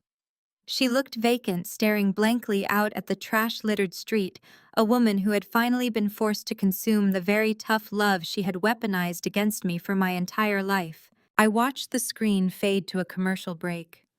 There was no surge of pity in my chest. There was no lingering anger. There was only a profound, crystalline sense of peace. The universe had balanced its own scales. I had simply handed them the rope, and they had eagerly, greedily tied their own knots. Ms. Wilson. I turned away from the television screen. Standing a few feet away was Jonathan Sterling, one of the most ruthless, heavily capitalized angel investors on Wall Street. He was a man who rarely spoke to anyone unless they were worth at least $1 billion. He was holding a glass of scotch, looking at me with an expression of profound, unmasked respect. "Mr. Sterling," I replied, offering a polite, measured nod. "I have been watching your trajectory for the past 12 months, Nora Sterling said, stepping up to the bar. I have seen brilliant minds, I have seen aggressive corporate tacticians, but I have never seen anyone completely dismantle a toxic legacy and build an impenetrable, globally recognized empire with the sheer surgical precision that you possess." He took a slow sip of his scotch, his sharp eyes studying my face. "The financial sector knows you started with virtually no backing." Sterling continued, his voice dropping to a confidential murmur. "You were entirely marginalized by your own blood. You had no corporate sponsors, no safety net, and every odds stacked violently against you. So tell me, I am genuinely curious, what exactly was the driving force? What motivation fueled you to build such a magnificent empire from absolutely nothing?" I held my crystal flute, feeling the delicate, fragile glass between my fingers. I turned my head slightly, looking past the crowded, glittering ballroom and out through the massive floor-to-ceiling windows. Beyond the glass, the dark, sprawling American night sky stretched out, endlessly illuminated by a million brilliant city lights. I smiled. It was a genuine, quiet smile born of absolute freedom, because I realized a profound truth. "Mr. Sterling?" I answered, looking back at the prominent investor, my voice carrying the steady, unshakable weight of my entire journey. I realized that sometimes the very trash a family carelessly throws away is actually the most valuable, indestructible thing in the world. I raised my glass of champagne, the bubbles rising quickly to the surface. And I made a promise to myself. I concluded, my eyes locking onto his with absolute, chilling certainty. I will never discount my own worth again.